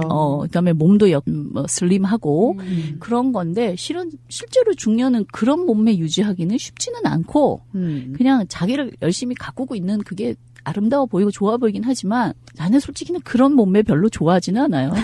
왜냐하면 솔직히 그런 몸매 남자들이 까칠할 거야. 성격 좋은 사람이 그지 약간 살도 좀 있고 우리 푸나 멀리 갈 거 없잖아요. 배도 좀 있고. 그렇지. 어머 그러시면 안 돼요. 왜냐하면 이렇게 안았을 때 배도 이렇게 좀 만져주고 그래야지. 우리 소녀 언니가 늘 하는 말 있잖아요. KF 남자는 할아버지. 배? 그렇지. 여자는 당국. 아니 그건 내가 얘기한 게 아니잖아. 아니 제가 약간 배가 있는 남자가 좋다고 하니까 소녀 언니가 그래서 남자는 배? 그러지 않았나요? 그게 우리 이제 나랑 같은 일을 하고 계신 남자분이 2살 어린 남자 강사님이 항상 남자는 배 이러고 배를 탁 치면서 내밀어. 거기서 나온 푸나님 거구나. 웃는다. 그러면서 그래서 항상 너무 재밌었어. 그렇구나. 예전에는 아재라는 말이 있었잖아요. 그렇지. 아재. 그렇죠. 그전에는 약간 낮추는 말처럼 들리잖아요. 그렇지. 그런데 어느 순간부터는 뭐 글루밍족이라든지 아니면은 뭐 미중년 또는 뭐 이렇게 꽃중년 이러니까 좀 더 사람이 좀 귀티 나 보이고 그래요. 돈도 좀 있을 것 같고 약간 그런 이미지가 부여되는 것 같지 않나요? 네, 긍정의 의미로 저는 네. 받아들이고 싶어요. 물론 네. 아까 언니가 지적하신 대로 사람들이 왜 외모 지상주의, 너무 굉장히 슬림하고 멋있는 이런 식이 아니라 왠지 그래도 약간 귀티나는 그런 느낌의 꽃중년과 미중년, 중년 어떤 긍정적인 그런 표현을 하고 싶고요. 또 그런 말도 있더라고. 찾아보니까 노모족. 그래서 네. no more uncle. 아. 아저씨는 아니다. 그리고 어떤 작가는 또 이렇게 요즘 솔직히 40, 50 중년이라 그러기는 조금 이분은 후기 청년. 후기 청년. 뭐 중년기를 가리키는 연령은 어느 정도 임의적으로는 사람마다 달라요. 그런데 한 40대에서 50대, 60대 요 정도의 나이를 규정하고 있어요. 그렇죠. 근데 중년에 이르는 사람이 겪는 어떤 생리적, 심리적인 변화가 신체적으로 다 다르잖아요. 그렇죠. 그런데 죽음에 대해서 자각하는 그런 나이랄까? 또 중년기에는 미래에 대한 어떤 기대보다 과거에 대한 추억 같은 거 있잖아요. 그런 회상에 점점 몰두하게 된대요. 그래서 과거, 현재, 미래 상대적인 영향력이 좀 바뀌게 되는 그런 시기? 건설적으로 생각하자면 중년기에 조금 만족스럽게 어떤 생산적인 노년을 준비하는 그런 시기랄까? 그런 시기를 중년기라고 한다고 해요. 그러니까 왜 우리끼리 이러잖아. 옛날 추억을 더듬으면 그때부터 이제 중년이다. 뭐 그런 말들도 우리 또래끼리는 옛날에 내가 뭐 어쨌고 학교 다닐 때 뭐가 좋았다 이러면 이제 네가 늙은 거야. 아, 그런가요? 그렇게 말들을 하곤 하지요. 근데 솔직히 그 나이에 있는 뭐 우리가 친구 이런 거는 들으시는 분들이 모르니까 배우로 따지면 남자 배우 너무 많으니까 난 여자 배우를 따지고 싶어. 특히 예전에는 여자들이 40 넘어가면 거의 왜 좀 나쁘게 표현하면 여자 취급도 안 해줬다가 요즘은 전혀 아닌 거야. 그럼요. 요 근래 드라마에서 새로 나오고 있는 우리 이영애 씨. 맞아요. 그 여자도 46. 그리고 아직도 글래머 스타라고 하고 있는 김혜수. 그렇죠. 47. 네. 얼마나 멋있어. 멋있죠. 그럼 그분 화장품 모델 되잖아 아직도 김혜수 씨 같은 경우는. 김혜수 씨, 그렇죠. 근데 김혜수 씨는 여러 면에서 저는 정말 좋아요. 그쵸? 과거에는 잘 몰랐어요. 김혜수가 그렇게 좋은 사람이고 옳은 생각을 하고 있는 사람이라는 걸 잘 몰랐었거든요. 그때는 그냥 이미지만 보면서 어떻게 보면은 같은 여자로서 질투가 될 수도 있는 거고 예쁘잖아요. 굉장히 예쁘고 몸매도 좋고 당당하고 늘 그래왔었잖아요. 어떤 배역을 맡아도 그랬는데 그때는 그 자체로만 볼 줄을 몰랐어요. 몰랐었는데 서서히 세상에 눈을 뜨면서 연예인도 우리와 똑같은 사람이잖아요. 똑같이 생각을 하고 그리고 뭐 이렇게 현안 돌아가는 세상을 그분들도 막 느끼면서 제일 피부로 느끼면서 사는 분들도 바로 또 연예인이더라고요. 그렇죠. 보여지는 네. 삶을 사니까. 그 김혜수 씨 같은 경우에는 예전에는 어떤 행동을 했었는지는 잘 모르지만 저는 이제 세월호 때부터 맞아. 김혜수 씨에 대해서 정말 좋은 일을 많이 하고 있구나. 그리고 당연히 사람으로서 해야 되는 그런 행동을 하고 있구나. 소신 있다. 그리고 개념 있다. 이렇게 생각을 하게 됐어요. 그렇죠. 동조단식도 했었고 그리고 그 세월호 특별법 관련해서도 이렇게 연예인들 해가지고선 막 서명 뭐 이렇게 막 독려하고 발언하고 그랬죠. 네, 성명서도 네. 내고 그리고 또 이번에는 작년이었죠. 작년 11월 달에 청룡 영화상이 진행이 됐었어요. 그런데 그 의상이 눈길을 끌었죠. 그전에는 청룡 영화상이나 뭐 이런 영화제 거의 때는요. 뭐. 드레스 그 화려함을 보여주기 위해서 그렇죠. 많이 무대에 올랐었잖아요. 그런데 김혜수 씨는 블랙 수트를 입었어요. 네. 바지 수트. 블랙 자켓에 블랙 바지에 그다음에 안에는 하얀 블라우스를 입으셨는데 그 블랙리스트 있죠. 네네. 지금 현 시국을 비판하기 위해서 그런 거를 암시하는 그런 의상이었다고 해요. 네네. 그래서 와 진짜 이런 면에서도 개념이 있구나 그런 생각 좀 많이 해봤죠. 멋진 분이에요. 그러니까 그 얼마 전에 그 홍석천 씨라 그런 얘기를 했잖아. 이렇게 연예인들 정말 자기의 생각이라든가 이런 걸 자신 있게 말하는 거. 물론 그분은 성취형이고 김혜수 같은 경우는 자기의 가치관이지만 네. 그런 걸 그대로 표현할 수 있는 게 정말 민주주의 사회라고 생각하는데 아니 그런 표현 한번 했다고 블랙리스트를 만들어가지고 국비를 안 주고 아이고 정말 아니 우리가 내는 세금으로 지들이 살면서 뭘 지 마음에 들면 주고 안 들면 안 줘? 뭐 시상식에서도 작년이었지만 뭐 유재석 씨, 차인표 씨, 한석규 씨 등등 그렇지. 많은 문학의 네. 인사들, 배우들이 문학의 블랙리스트에 들어간 그런 분들이잖아요. 정우성 씨도 들어갔죠. 그렇죠. 그리고 또 촛불 집회에 나오는 차인표라던가 이런 분들이 다 블랙리스트에 올라간 김재동 분들이잖아요. 씨. 예. 블랙리스트에 올라가신 분들이잖아요. 그래서 참 잘생긴 사람들만 블랙리스트에 올리는구나. 아, 그런데 그런 생각했어요. 왜 사이다 발언을 많이 하는 연예인 있잖아요. 네. 그런 분들이 많아질수록 네. 연예계가 좀 달라지지 않을까라는 생각을 그런 해봤어요. 생각 많이 해봤어요. 예. 김의성 씨 아시죠? 네. 김의성 씨도 SNS를 통해서 소통을 굉장히 많이 하시는 분인데 그분도 사이다 발언 굉장히 많이 하고 계시고요. 얼마 전에 저도 또 트위터 하다가 알게 된 사실인데 김수로 씨. 네네네. 이분도 우리 과더라고요. 트위터 계정을 발견하고요. 깜짝 놀랐어요. 뭐라고 써 있었어요? 그분이 그러니까 세월호 리본 관련해서 이렇게 나눔을 하시더라고요. 네. 네, 그래서 자기가 늘 다는 그 문장을 다는 기억을 못 하겠는데요. 그거를 늘 하고 다니는데 물어본다는 거예요, 사람들이. 근데 자기는 그거에 대해서 특별히 뭐 설명할 게 없다라는 식으로 썼던 것 같아요. 그런데 그렇지. 이제 멘션에다가 자기가 뭐 돈을 얼마 정도 들여서 이렇게 샀으니까 필요한 사람 있으면 와라 이런 식으로 올리고 세월호 팔찌죠, 팔찌. 그거를 이렇게 포스팅한 걸 제가 본 적이 있었거든요. 그래서 와 멋진 분이구나. 이렇게 생각이 있는. 네네 우리 모르게 이렇게 다방면에서 많은 연예인들 활동을 하고 있구나. 얼마 전에 체리나 씨가 꽃중년은 아니에요. 저도 이분이 꽃중년인가 싶어가지고선 나이를 찾아봤는데 8년생인가? 그러니까 30대 후반 정도 그래요? 되더라고요. 이제 곧 꽃중년에 들어갈 그러니까 준마렐라에 들어갈 네 여성인데 이분도 남편하고요. 촛불 집회도 다수 참여했었더라고요. 네. 멋지죠. 네. 내가 우리나라 남자 배우 중에 되게 좋아하는 친구가 조진웅 씨. 그분도 왜 그 수트에다가 항상 노란 리본 잘 노란 달고 리본. 왔어. 예전에 영화 암살 그분 맞지요? 시그널. 네네네. 아무튼 그래서 그때부터도 멋있다 그랬는데 무슨 시상식에 리본을 달고 내게 예, 맞아요. 더 멋있어 맞습니다. 보이는 거야. 네. 그 노란 리본 하나가 그 아우라가 대단한가 봐. 성격이 보여요. 그 사람의. 그런 부분들인 것 같아. 좀 전에 제가 말씀드렸지만 그런 사이다 발언이나 개념 있는 발언을 하는 그런 연예인들이 많아질수록 연예계도 달라질 뿐더러 그렇죠. 보여지는 사람들이잖아요. 화려하면서도 그렇잖아요. 그렇기 때문에 그 사람들이 그런 발언들을 함으로 인해서 문화계에 있는 사람들, 예술하는 사람들의 모습도 달라지지 않을까라는 생각을 해봐요.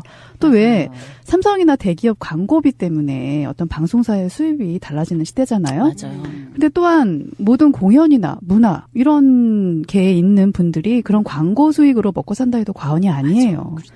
그래서 이분들이 어쩌면 숨어서 몰래 먹고 살아야 되니까란 그런 생각을 하는데 그런 사람이 많아지면 많아질수록 모이면 뭉치면 사는 거잖아요. 그렇지. 그거 당당해질 수 있지 않을까? 맞아요. 그렇죠?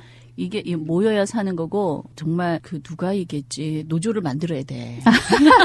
연예계도 노조를 만들어서 네. 아니 그딴 오바마가 우리한테 이런 식으로 하면 우리 아무도 광고 안 나간다. 니들 네. 만화를 그려라. 막 이렇게 네. 해줘야 돼. 예술인들이 표현하는 예술의 혼을 우리가 존중하는 그런 사회가 됐으면 좋겠고요. TV 속에 나오는 연예인들만이 다가 아니에요. 그런 그럼요. 모습이 다가 아니라는 거 이렇게 뒤에서 김수로 씨처럼 네. 팔찌 나눔을 하는 그런 분도 계시다는 거 여러분 그렇죠. 잊지 마셨으면 좋겠습니다. 그런 사람이 더 멋있어요. 맞아요. 네.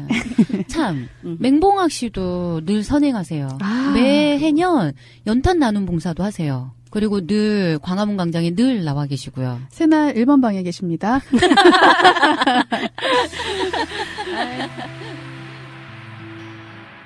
보통 흔히 보면 불혹의 나이다, 지천명이다, 이순이라는 말을 하잖아요. 40대의 불혹의 나이다, 유혹, 모든 유혹으로부터 해독되지 않는다, 뭐 지천명이면 하늘의 뜻을 안다, 뭐 이런 의미겠죠. 또 이순이면 귀가 순해져서 다른 사람들 말을 좀 잘 듣고 귀 여겨 드려라, 뭐 이런 말들이 있는데 40대, 50대, 60대 우리가 그 중간에 있잖아요. 네. 그렇기 때문에 더 느껴질 수 있는데 저는 그런 생각 해봤어요. 중년에 촛불 집회에 나오는 분들 있잖아요. 네. 그런 분들의 마음은 어떤 걸까? 그런 생각을 한번 해본 적이 있거든요. 근데 이제 거기에 이렇게 나오신 분들 인터뷰를 할 때면 대부분은 이제 나 같은 경우도 많은 것 같아요. 왜냐, 내가 젊을 때 참 제대로 못 살아서 우리나라가 이렇게 되어서 젊은 친구들한테 정말 미안하다 이런 마음으로 나오신 분들 계시고 또 어떤 분들은 나 하나라도 빛을 발해야지. 그리고 너무 화가 났기 때문에 그걸 어떻게 표현할 수가 없어. 여기라서 촛불이라도 든다. 이런 분들도 계시는 것 같고. 그래서 그런 마음을 표현하는 건 나이는 특히 더 상관은 없는 것 같아. 근데 오히려 중년이면 더 사회된 책임감도 있기 때문에 오히려 더 책임을 지고 촛불에 나오는 게 아닐까. 뭐 그런 생각은 해요. 촛불 집회 때 지금 중년들이 많이 나오고 있잖아요. 예전에 대선 때를 한번 생각을 해봐요. 그러니까 2002년 그러니까 노무현 후보를 대통령으로 선택한 2002년도 네. 전체 유권자의 절반이 그때 진보 성향이 강한 20대랑 그리고 30대가 그러니까 전체 유권자의 절반은 진보 성향이 강한 20대랑 30대였고 보수 성향의 50세 이상은 30%가 안 됐었거든요. 네네. 네.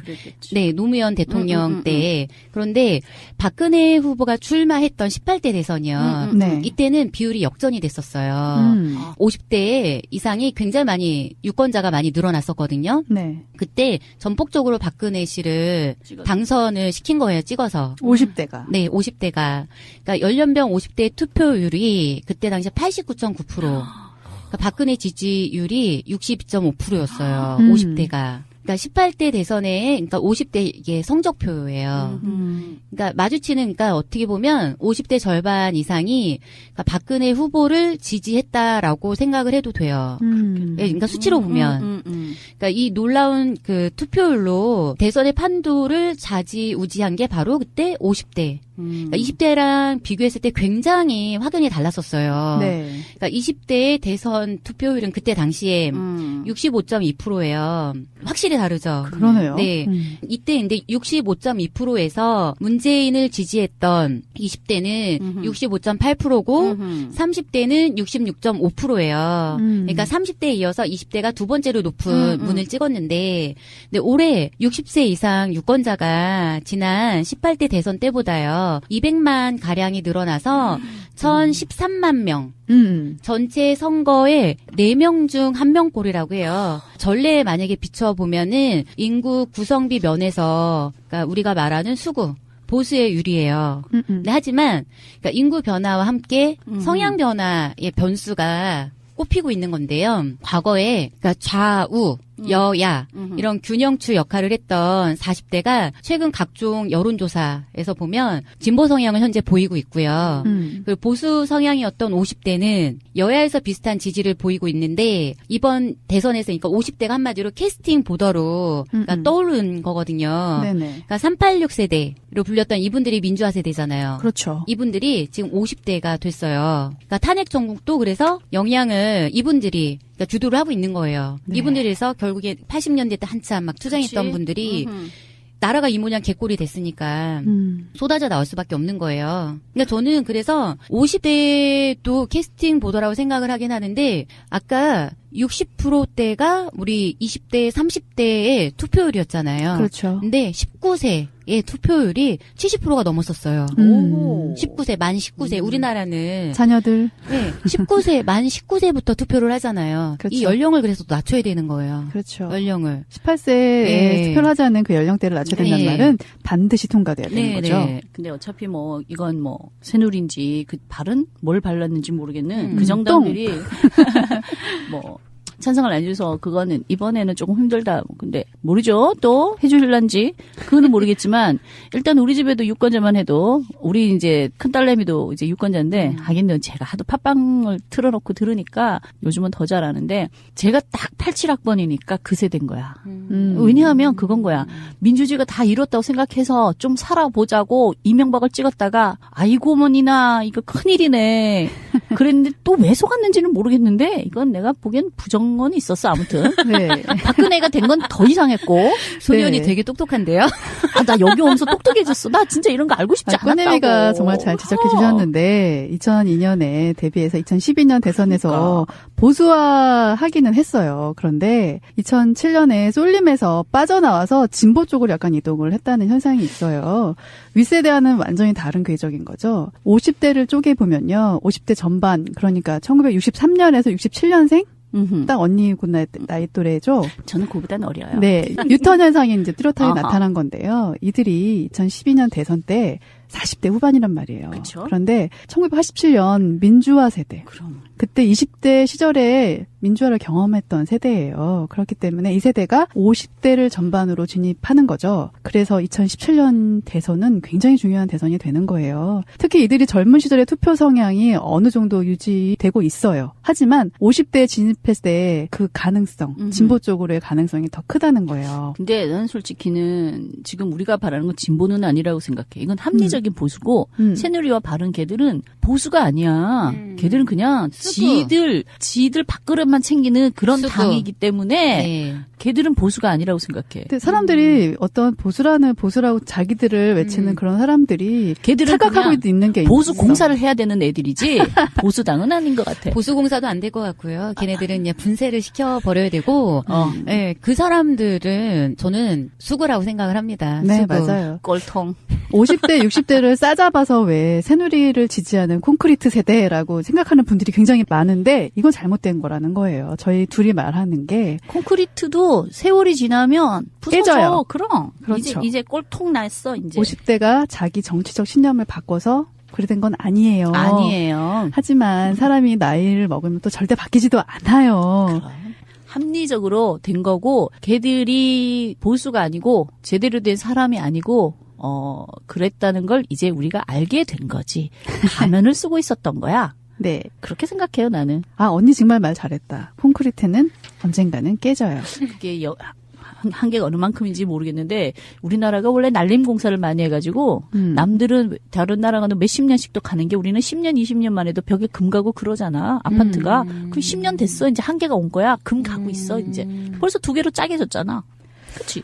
지난 방송이었나? 그 자갈자갈에서 영화 한 방송 있었어요. 뭐 세나 애청자님들께서는 들으셨겠지만 못 들으신 분들도 계셨겠죠? 그렇죠? 못 들으신 분들을 위해서 이제 자갈자갈이라는 방송에서 영화에 대해서 그렇지. 이렇게 말씀들을 나눴어요. 메디슨 카운티의 다리, 우리 푸나님이 쇼싱크 얘기했지. 탈출, 새 얼간이 온니 이용 그런 네. 영화에 대한 얘기도 어쨌든 했고. 여기서도 이제는 중년의 이야기를 다룬 그런 영화가 있었어요. 저는 그 방송 들으면서 눈물 왈칵 쏟아졌어요.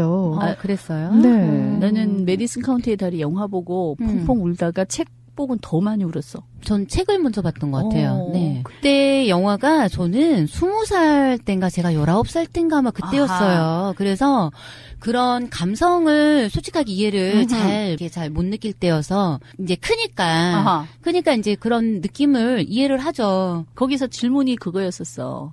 당신의 엄마가 정말 어느 날 돌아가실 때쯤 되어서 알게 됐는데 아빠 말고 다른 남자를 굉장히 오랫동안 사랑했다는 걸 알게 되면 당신은 어떻게 할 거냐 이런 질문을 던졌는데 거기에 대한 반응이 이게 연령대에 따라서 굉장히 달랐는데 젊은 친구는 아빠가 계셨으면 나는 약간 배신감 느낄 거다 이랬는데 나이가 든 사람들은 그걸 다 이해하는 거잖아. 네. 그리고 나는 그 책을 읽었을 때 가슴이 더 막 아팠던 건 이 남자는 항상 여자한테 돌아오라고 문을 열어놓고 자기가 어디 있는지를 항상 알리고 다니는데 여자가 남편이 죽을 때까지는 거기에 반응하지 않았다가 남편이 죽자 이제 찾아보니까 이미 남자는 떠난 거야 세상을. 네. 그러면서 평생 그 남자를 만났던 그 기념일 날 혼자만의 생각에 추억에 빠져서 그 남자를 그리워하고 있었다는 게 자식들이 알게 되면서 근데 영화 얘기가 이제 빠져들었는데 영화 뭐 뒷이야기는 뭐 그런 건데 저희가 말하려고 했던 게 그거예요. 그러니까 저희 언니 같은 경우 예를 들자면 저희 형부가 모 대기업 S기업의 우주 항공 연구소에 계셨어요. 굉장히 엘리트셨는데 어느 날 이제 이사쯤 올라가려고 하니까 이제 좌천을 당하세요. 그래서 너무 열이 받아서 본사에 그냥 아예 사직서를 제출하면 조금 더 인텐시브가 더 붙어서 퇴직금이 많이 나오거든요. 그걸 선택을 하신 거예요. 그런데 그 S기업에 다닐 때 미국에 이제는 교환 그 사원으로 이제 가 있었거든요. 미국에 대한 느낌을 알았기 때문에 안 되겠다. 한국을 접자. 그래서 외국으로 이민을 가신 거예요. 언니를 데리고. 그런데 이민을 가기 전에 한국의 배신감을 느낀 거잖아요. 그때 형부 나이가 딱 중년이었단 말이죠. 선택하기 굉장히 힘들었을 나이인데 가셨는데 거기 가서 제일 처음에 하신 일이 뭐였냐면 왜 인사동 가면 야담한 카페 같은 거 거기에다 이제 비빔밥 팔고 한국 음식을 팔고 홈스테이를 하신 거예요. 형부가 박사거든요. 근데 형부는 거기서 뭐 했냐 설거지 했어요. 근데 하나도 창피하지 않더라는 거예요. 막상 가서 아이들 키우고 그러는데 외로우셨대요. 친구가 옆에 있어도 외롭고 아이를 키워가는 과정에 그 중년의 나이에 있을 때 굉장히 외로웠다. 라는 말씀을 해주시더라고요. 물론 바꿔서 영화 속의 주인공 프란체스카는 여성으로서 아이를 다 키워놓고 남편도 어느 정도 가정을 잘 꾸린 그런 가정이었잖아요. 그래서 굉장히 외롭고 무료하고 그런 시골에서 지냈던 여성인 반면에 저 형부는 남성인데 외국에 나갔을 때 약간의 무료함 뭐 이런 걸 느꼈다는 거예요. 그러니까 약간 비슷한 거죠. 50대 중년 나이에 그때 느꼈을 외로움 같은 거 그런 거를 남자의 모습, 여자의 모습을 보면서 참 외롭겠다. 아직 50대가 안 돼서 잘 모르겠지만 영화에서 내가 느꼈던 건 그 여자가 외로웠기 때문에 그 남자를 사랑하게 된 건 아니야. 내가 느끼기에 그 여자는 프란체스카는 충분히 자기의 생활을 만족하고는 있었어. 그렇지만 그 남자를 만났을 때 이 여자는 다시 자기가 여자인 것 같은 느낌을 받았던 그 전에는 거야. 굉장히 무료한 시골에서 그냥 그렇지. 농촌의 그러니까 농부였잖아요. 행복하지 않았던 건 아니야. 아이를 키우고 뭐 아침에는 요리를 하고 한 여자 아내로서 그냥 평범하게 이렇게 늙고 있었는데 그렇지. 그 남자분을 만나고 나서는 진짜 다시 여자가 같은. 된 거예요. 안 입어봤던 원피스를 입게 그렇지. 되고 예쁘게 누군가를 위해서 뭐 야한 옷도 입어보게도 되고 옛날 같지 않은 그런 행동을 하면서 자기가 여자가 되는 아직도 걸 여자였구나. 그걸 물론. 느꼈잖아요. 그럼. 그리고 남자를 안 따라갔던 것도 저도 막 20년 전이라서 그 이후에 본 적이 없어요. 그 영화를. 근데 그러니까 안 따라갔던 것도 따라가면 자기가 아닌 거잖아요. 그렇죠. 그때부터는. 현재 이 상태에서 이 남자를 좋아하는 그 마음하고 자기가 지금 현재 생활을 접고 갔을 때의 그 마음하고는 다른 마음이기 때문에 여기서 그냥 아련하게 아프지만 거기서 그냥 끝낸 거잖아요. 너는 그냥 그래서 그때는 잘 몰랐는데 나이 크고 나니까 그런 감정도 애틋함 그리워하는 마음도 되게 크잖아요. 그러니까 좋은 영화라든가 좋은 책은 읽는 사람이 어떠한 생각이냐 어떠한 나이냐에 따라서 많은 생각을 하게 만드는 게 좋은 책이고 좋은 영화인 것 같아. 아, 그러니까 중년의 외로움에 대해서 저는 이야기를 하고 싶었던 거예요. 저도 그래요. 지금 좀 일찍 결혼해서 아이 키우고 아이들이 고등학생이잖아요. 그러다 보니까 제가 하고 싶었던 일들 있잖아요. 그런 걸 물론 지금 하고 있어요. 방송도 하고 있고 나름 글도 쓰고 있고 그런데요. 어떻게 늙어야 하나라는 생각을 가끔 해요. 우리 그냥 시쳇말로 곱게 늙자 이런 말은 참 많이는 하는 것 같은데 그 곱게 늙는다는 게 저 같은 경우는 너무 세월을 거스르려고 억지 쓰지 않으면서 따라가면서 그렇지만 최선을 다해서 하루하루를 풍족하게 내가 채워가면서 하다 보면 그게 정말 곱게 늙는 게 아닐까. 저는 그런 생각을 해봤어요. 그러니까 물론 부족한 면이기도 한데 아직 제가 뭐 그러니까 50대가 되려면 아직 한참 남았고요. 그런데 언젠가는 저도 중년이라는 그런 타이틀을 달고선 이제 살아야 되는 그런 나이가 올 거란 말이죠. 그렇죠. 그때 갔을 때 저는 꼰대가 되기가 싫은 거죠. 대부분 보면 나이가 있는 분들은 나이를 무기 삼아서 맞아. 쉽게 결정 내리고 그리고 내 말이 무조건 맞고 내 주장이 무조건 맞고 내 말이 무조건 옳아. 이렇게 상대방한테 주입을 시키려고 하는 경우도 굉장히 많은 것 같아요. 근데 저는 그러니까 열린 기가 되고 싶어서요. 지금이든 나중에 나이가 들어서든 지금과 같이 상대방이 말을 할 때 일단 경청해주고 그리고 말을 더 많이 듣고 말은 적게 이렇게 하고 싶은 거예요. 나이가 더 들면 들수록. 그게 그러면 되는 것 같아. 이렇게 우리 윗세대들이 못하는 걸 너무 지적질하는 것보다는 그런 분들을 보면서 나는 저렇게 되지 말아야지 되겠다. 뭐 노력을 해야 되겠다. 이러다 보면 그렇게 꼰대 소리는 안 들을 것 같아요. 우리 꽃님은. 아, 그럴까요? 그걸 알고 있는 거니까 이미. 저는 좀 꿈이 있는 중년기를 보냈으면 좋겠다. 이런 생각을 늘 해요. 근데 꿈이라는 게 되게 막연하잖아요. 전철을 타고 오는데 오늘 참 이상한 생각을 했어요. 앞에 앉아 계신 분들을 이렇게 봤는데 거의 50대, 60대 아주머니들 혹은 뭐 청년들도 있었지만 그런 분들이 오늘 눈에 들어오더라고요. 근데 그분들이 다 스마트폰을 들고 계신 거예요. 그래서 그걸 보면서 과거에 왜 스마트폰 나올 때 50대, 60대 그런 분들은 스마트폰 못 쓰셨어요. 아세요? 그 실버폰 그래서 왜 이렇게 자판기 크고 되게 커서 그냥 효도폰처럼 되는 걸 썼었지. 그렇죠. 요즘은 거의 쓰시잖아요. 왜냐면 안 나와요. 잘. 더 고가예요. 또 저렇게 지원책 이런 게 없어요.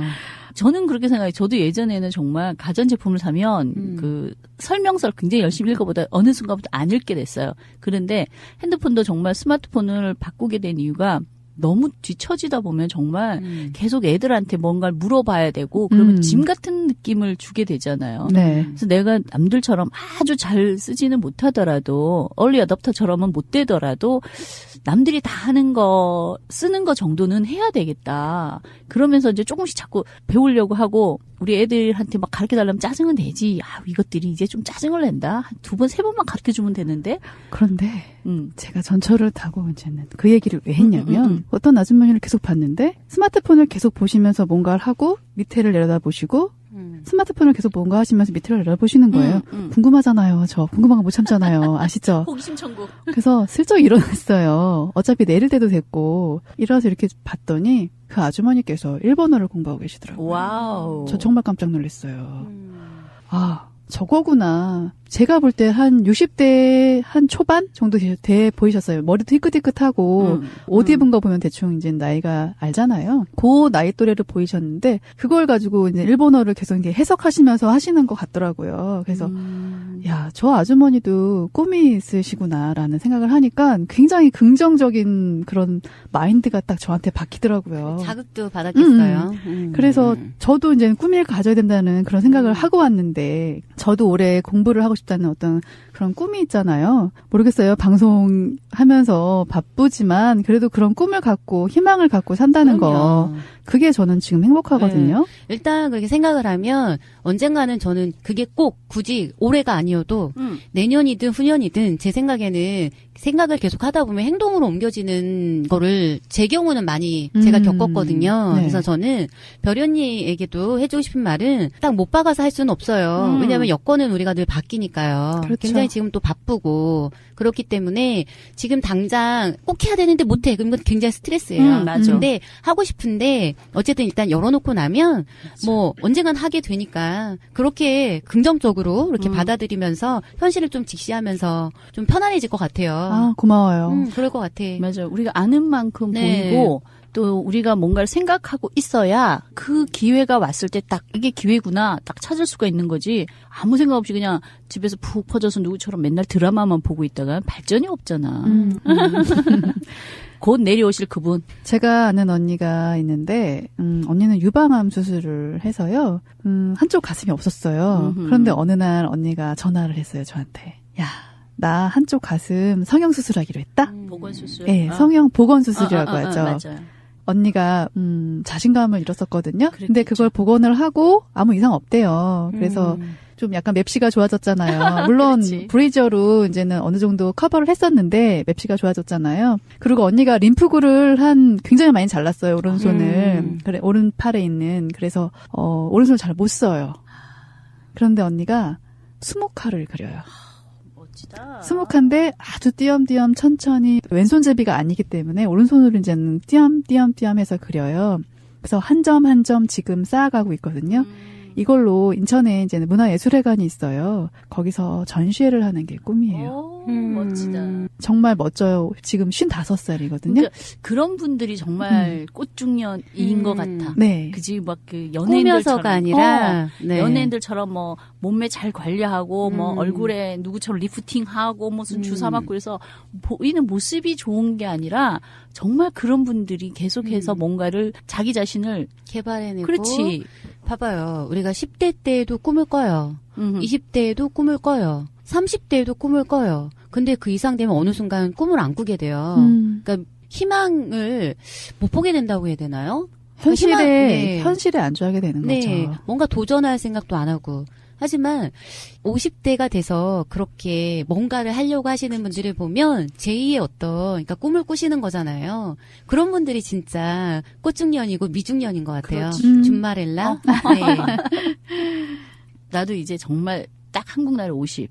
그런데도 아직 해보고 싶은 게 너무 많고 하고 싶은 것도 있고 그게 이제 이루어지려면 건강도 해야 되고 물론 뭐 경제적인 것도 있어야 되니까 또 일도 열심히 해야 되고 그렇게 사니까 뭐 다른 사람들 보기에 전혀 50대 같아 보이진 않아요. 그래도 알아. 내가 나이를 먹었는데 뭐 왜냐하면 예전에는 정말 하루 새도 날밤 새도 그렇게 괜찮았는데 이제는 아예 날 밤을 새지를 못하겠어. 나이를 못 속여? 아유, 그럼. 이건 내가 생각하는 세월은 수능에 가서 살면서 거기에 또 맞춰서 내 몸이 조금 컨디션이 안 좋으면 거기에 맞춰서 해야지 억지로를 한다고 되는 건 아닌 것 같아요. 네. 주변을 돌아보면 돌싱이 많잖아요. 요즘에. 많아지잖아요. 네. 사회적 현상이긴 하지만 그 원인이 뭐 경제적이건 성격 차이건 어떠한 이유로든 혼자가 되는 사람들이 늘어나고 있어요. 물론 항원이혼도 문제가 심각하죠. 그래서 이혼이라는 게 과거에는 뭐 흉이다라는 말을 했지만 지금은 선택제가 아닐까? 시대의 어떤 통상적 관념이 되어가고 있지 않나 싶어요. 그러니까 그런 것 때문에 약간 신조어가 또 있어요. 졸혼, 해혼. 졸혼? 네. 그러니까 결혼을 졸업한다. 해혼은 혼인 관계를 풀어준다. 이런 의미예요. 이런 의미인데, 그러니까 결혼해서 해방된다는 뜻으로 이제 해혼이라고 많이 이렇게 부르는 거거든요. 좀 전에 황혼, 이혼 뭐 이런 얘기를 많이 하셨잖아요. 그러니까 100년 해로에 대한 것에 대해서 이제는 지금 분들은 나이 여하를 떠나서 큰 의미를 부여하지 않는 이게 현실이 돼버린 거예요. 네. 해혼하고 그다음에 졸혼. 난 졸혼이란 말이 참 좋다. 와, 결혼을 졸업한다? 왜냐하면 결혼 생활이라는 것도 네. 부모가 되기 위한 수업이었다라고 생각한다면 이제 뭐 수업 다 끝났으니까 졸업해야지 뭐. 근데 왜 이혼을 안 하고요? 졸혼이나 아니면 해혼을 하게 되는지도 생각을 해봐야 돼요. 너무 긍정적으로 본 건 아닐까요? 그러니까 이혼 같은 경우에는 여러 가지 번거로움이 굉장히 많죠. 네. 재산도 그렇고 남한테 보여진 아직까지 우리나라에서 보여준 어떤 시선이나 이런 것들 때문에 타치 안 하고 사는 거예요. 그러니까 남처럼 살되 혼인관계는 유지를 하는 거고 그래서 졸혼 해혼이라고 하는 거예요. 무슨 얘기인지 이해가 되세요? 예. 약간 유럽화 돼가고 있는 건가요? 점점 이렇게 많이 바뀌고 있어요. 그리고 또 사실혼 관계. 그건 많아지고 있는 것 네. 같아요. 네. 그리고 이 사실혼 관계가 예전에는 젊은 사람들이 많이 해서 이때 이 사람들은 약간 합리적으로 생각을 해요. 살아보고 결혼하겠다. 나이 든 사람들의 사실혼은 혼인 신고를 할 수가 없는 상황인 거죠. 이것도 마찬가지예요. 재산, 자식들한테 분배되는 어떤 내가 죽고 누구랑 뭐 이 사람이 남았을 때 뭐 이쪽에 있는 자녀들한테 재산권이 간다거나 여러 가지 이제 복잡한 그런 것들이 있기 때문에 사실혼 관계로만 사는 경우가 굉장히 많은 거예요. 그렇군요. 네. 근데 이런 것들이 좋은지 나쁜지는 잘 모르겠어요, 아직까지는. 좋아서 둘이 좋으니까 사는 건데, 그러니까 자식들이 별로 이렇게 또 결혼에 대해서 적극적으로 지지해주지 않으니까 사실혼 관계로다 그냥 사는 거 아닌가 이런 생각도 해보게 되고. 제 네. 친구의 언니가 지금 58살이거든요. 네. 근데 이제는 무려 결혼을 3번 하셨어요. 대단하시다. 이유가, 그러니까 네. 결혼, 이혼을 반복하게 된 이유가, 물론 성격 차이 같은 것도 있었는데, 네. 어떤 경제적인 면에서 문제가 가장 심각했거든요. 언니는 어느 정도 좋은 대학을 나왔어요. 네. 그런데 사회에 나갔더니 경력이 단절되잖아요. 그래서 결국엔 그 요양보호사 있죠? 네. 그거 자격증을 따셔갖고 첫 번째 결혼했을 때 이제는 저 친구 조카들이 있잖아요. 네. 그 아이들만 있고 나머지는 두 번째, 세 번째 결혼하실 때는 자식이 없거든요. 그래서 그 첫 번째 그 자식들한테 돈 번 걸로 간식 사 먹어라, 뭐 돈도 주고 이랬다고 하더라고요. 저 어렸을 때부터 이제는 봐왔던 언니잖아요. 근데 언니가 사는 방식이 제가 뭐라고 하는 게 아니라 요양보호사를 하면서 숙식 제공이 되는 그런 병원 있죠. 거기서 이제는 환자들을 돌보고 거기서 사세요, 거의. 그 모습을 봤을 때 그렇게 좋아 보이진 않았거든요. 근데 언니가 그런 말을 제 친구한테 했다고 하더라고요. 내가 참고 살았으면 지금처럼 이렇게 힘들었을까? 라는 말을 한 번 지나가듯이 말한 적은 있대요. 그래서 후회는 하는구나. 해도 하고 안 해도 하고 그런 후회들은 하는구나 라는 생각은 했어요. 뭐 조론이니 해운이니 뭐 사실혼이 이 얘기를 해서 갑자기 생각난 제 친구가 있는데 예전에 그 친구네 아버지가 한의사셨어요. 그래서 굉장히 어렸을 때부터 부유했어요. 제 친구가 또 되게 잘생겼었어요.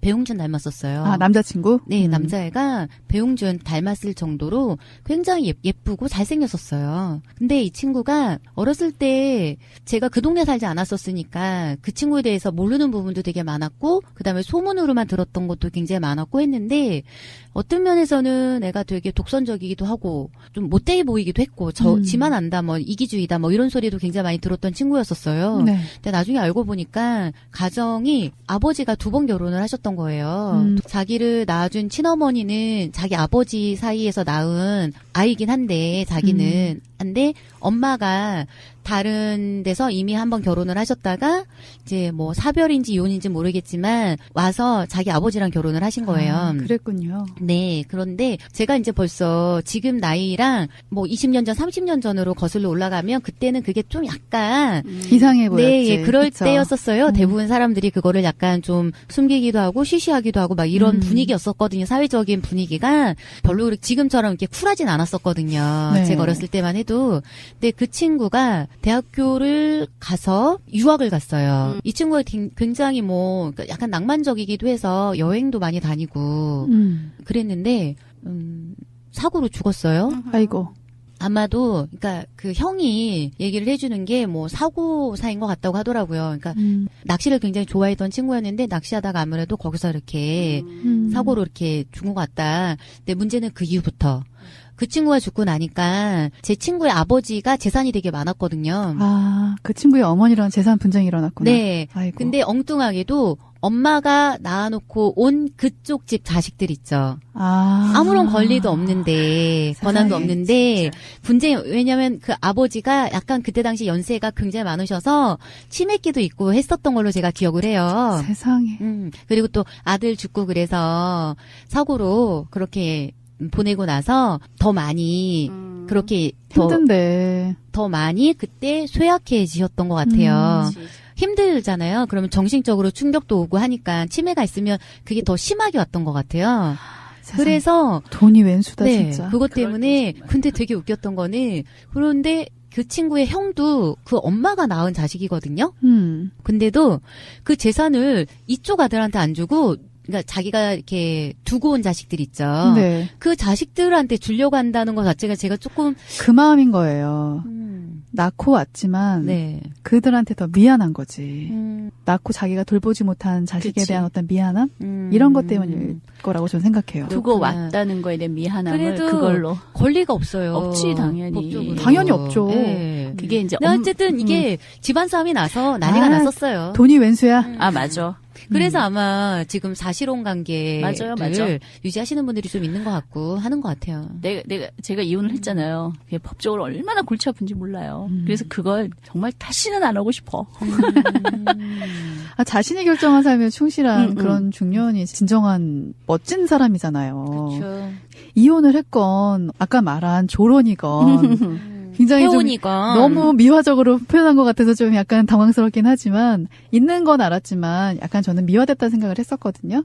어떻게 결혼한 상태에서 서로 각자의 삶을 인정하면서 유지를 하되 각자 삶을 산다라는 거 그거 참 좀 제 상식선에서는 약간 인정할 수가 없기 때문에 제가 그럴지도 몰라요. 제 개인적인 성향이기 때문에. 그런데 그렇죠. 인간 누구나가 어떤 자기 결정한 일에 대해서 후회도 할 거고 그렇지. 그렇잖아요. 맞아요. 그다음에 앞으로 발전적인 생각도 할 거고 그렇죠. 그렇지 않을까요? 뭐든지 선택인 것 같아요. 이혼도 나의 선택이고 결혼도 선택이고 음. 뭐 조론을 하든지 해혼을 하든지 그런 것도 모든 게 선택인데 일단은 선택한 거에 대해서는 후회하지 않고 돌아보지 않고 그냥 묵묵히 나한테 주어진 걸 열심히 살아가려고 해야 되지 않을까 그런 생각은 해요. 그걸 이겨낼 수 있는 사람. 그렇죠? 네. 우리는 지금 정권 교체가 목표인 사람들입니다. 아닌가요? 맞나요? 맞죠? 왜냐하면 우리 자식들 그 엄마 같은 경우도 두고 애들한테 미안한 것처럼 우리가 자라나고 있는 내 자식뿐 아니라 우리 밑에 세대들한테도 미안하잖아. 지금 이 모양 만들어 놓은 거는. 페이북이나 트위터 같은 SNS를 이렇게 하잖아요. 그러면 50대 남성들이 굉장히 적극적으로 활동을 하시더라고요. 그런 거 못 느끼세요? 나이는 잘 모르겠는데요.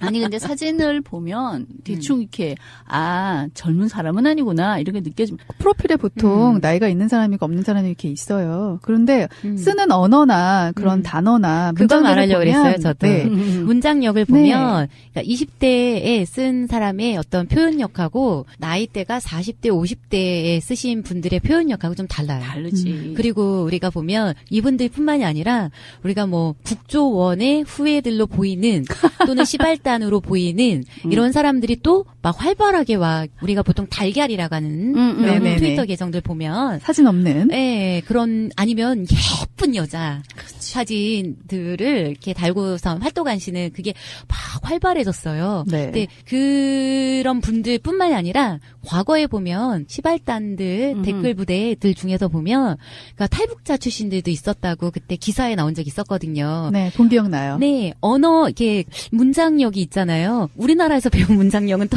아니고 이게 다 표시가 난답니다, 진짜. 나이 때부터. 아니 근데 글 쓰는 걸 보면 나는 도대체 이해 못하는 그런 줄임말? 이게 도대체 무슨 말일까? 이런 거 굉장히 많이 써, 젊은 사람들. 근데 나이가 좀 있으신 분들은 길게 써요. 길게 써요. 최대한 나의 생각을 그렇지. 잘 전달하게 잘 전달하고 싶어서. 위해서. 어른들이 왜 애들 붙잡고 앉아서 이렇게 서론이 길어지고 막 그런 이유가 거기서도 나와. 아하, 그렇구나. 길면 대체적으로 나이가 좀 있다라고 생각하시면 돼요. 방금 전에 언니가 한 말, 그 배철수의 음악 캠프라는 거 아세요?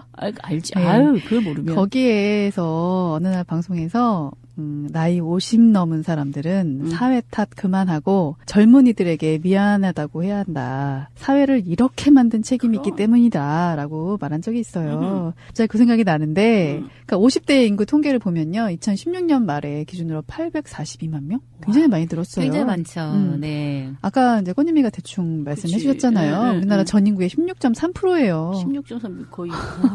우리 지금 고령화 시대예요. 그러게요. 언론에서 이런 네. 말도 있어요. 막처 세대 아세요, 혹시? 막쳐. 네. 뭘 막. 그게 뭐냐면 부모에게 효도하는 마지막 세대이고요. 자식에게 효도를 받기를 포기해야 하는 그런 세대. 버림받는. 그렇죠. 네, 그게 막처 버림받는 세대래요. 세대. 너무 가슴 아프지 않아요? 아니 우리는 왜 캥거루를 키우고 있는 분들도 많잖아요. 아직도 뭐 요즘 취업 잘 안 되고 결혼도 늦게 하고 다들 요즘은 또 결혼해서 살아도 시댁이든 친정이든 가깝게 산다며 부모한테 자식 이렇게 보호받기 위해서 그런 것처럼 이거 그렇게 만들어 놓은 건 솔직히 이명박근혜예요. 그러게요. 근데 정권 교체를 희망하는 입장에서 제가 본다면 선거에 굉장히 지금 열풍을 일으키는 그런 분들, 후보들 자체들도 중년 분들이잖아요. 안지사님 화이팅! 저희 소요 방송 진행하는 PD 그렇죠. 아하. 정민 군이 이런 말을 했어요. 문이 아니라고 보통 하는데 문안이. 문안이. 살짝 바꿨는데 그렇다고 뭐 이재명 시장을 뭐 뒤로 이렇게 옮겨놓은 건 아닌데 문안이 무난하게 정권 교체하는 굉장히 좋잖아요. 그래서 무난히. 정말 멋있다라고 제가 표현을 했거든요. 역시 똑똑해. 천재야. 문안이 무난하게 정권 교체를 하자. 이 말이 참 가슴에 와닿더라고요. 좀 아름답게. 너무 솔직히 다른 지지자가 자기에 대해서 자기가 좋아하는 후보에 대해서 깐다고 해서 그거 진짜 그 사람의 지지자라고 생각하지 마세요. 한 식구끼리 왜 싸우겠어. 그냥 아유 저기서 또 우리를 이간질하려는 나쁜 놈들 정원이구나 그렇게 생각하고 그냥 무시해 버리세요. 아니 사람끼리 놀자니까 왜 걔하고 놀라 그래. 그러니까 그런 게 있는 것 같아요. 작업 세력들이 그럼. 좀 있는 것 같아요. 제 생각에도. 왜냐하면 감이란 표현을 써서 좀 그런데요. 제가 만약에 이재명 시장의 지지자예요. 그런데 입으로 그리고 행동으로 이재명 지지자라고 해놓고 상대방 후보를 험악한 말로다가 공격을 한다고 한다면 제가 볼 땐 이거는 있을 수 없는 일이라 생각을 하거든요. 작업 세력이에요. 예, 저도 그렇게 생각을 하거든요. 문재인 지지자도 마찬가지고 안희정 지지자도 마찬가지라고 보거든요. 어떤 그러니까 팬클럽 아니면 서포터즈 이런 지지자들의 어떤 대화방이나 이런 데에 암약을 하고 있다라고 생각을 하고 있고요. 그리고 이 사람들이 약간 유약하다는 표현도 좀 그렇고요. 약간 정말 순진한 분들, 이렇게 행동을 하고 싶고 열의가 있는데 잘 이렇게 모르는 분들이 더러 있잖아요. 인지에서 세상을 저처럼 네. 알아가는 사람들이 있을 수 있단 말이에요. 이런 사람들한테 영향력을 주려고 자기화시키려고 하는 그런 사람들도 굉장히 많아요.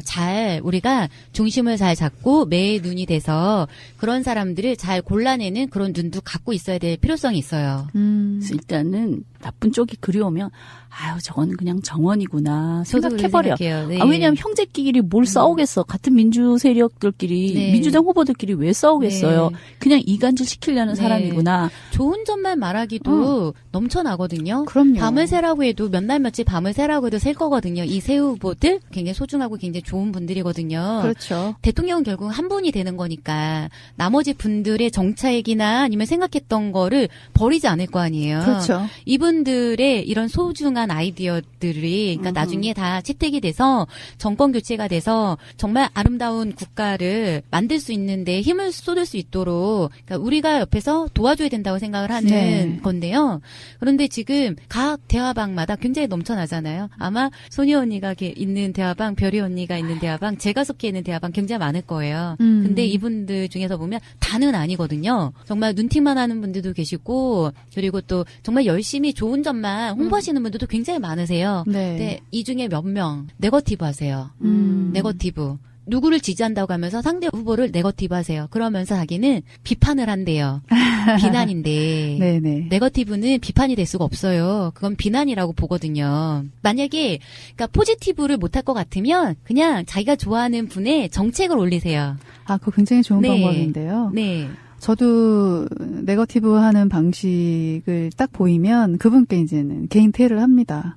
아, 이렇게 얘기해요. 정말 무례하게 이렇게 개인 퇴를 해서 정말 죄송하고 문자를 드려서 정말 죄송한데 멘션도 개인 멘션을 드립니다. 정말 죄송한데 제가 잘난 척하는 것도 아니고 아주 정중하게 제가 문자를 보내요. 그래서 이렇게 하시는 게 당신이 지지하시는 후보한테 도움이 전혀 되지 않습니다. 그분께 해함이 됩니다. 라고 이제 문자를 드려요. 그러면은 제 얼굴 나오잖아요. 모든 SNS에 제 얼굴 정확하게 저는 딱 올려놨거든요. 저는 누구고 이렇게 생각합니다. 라고 말을 해요. 아주 어떻게 보면 굉장히 당돌한 거죠. 그러면 답장이 옵니다. 욕도 와요.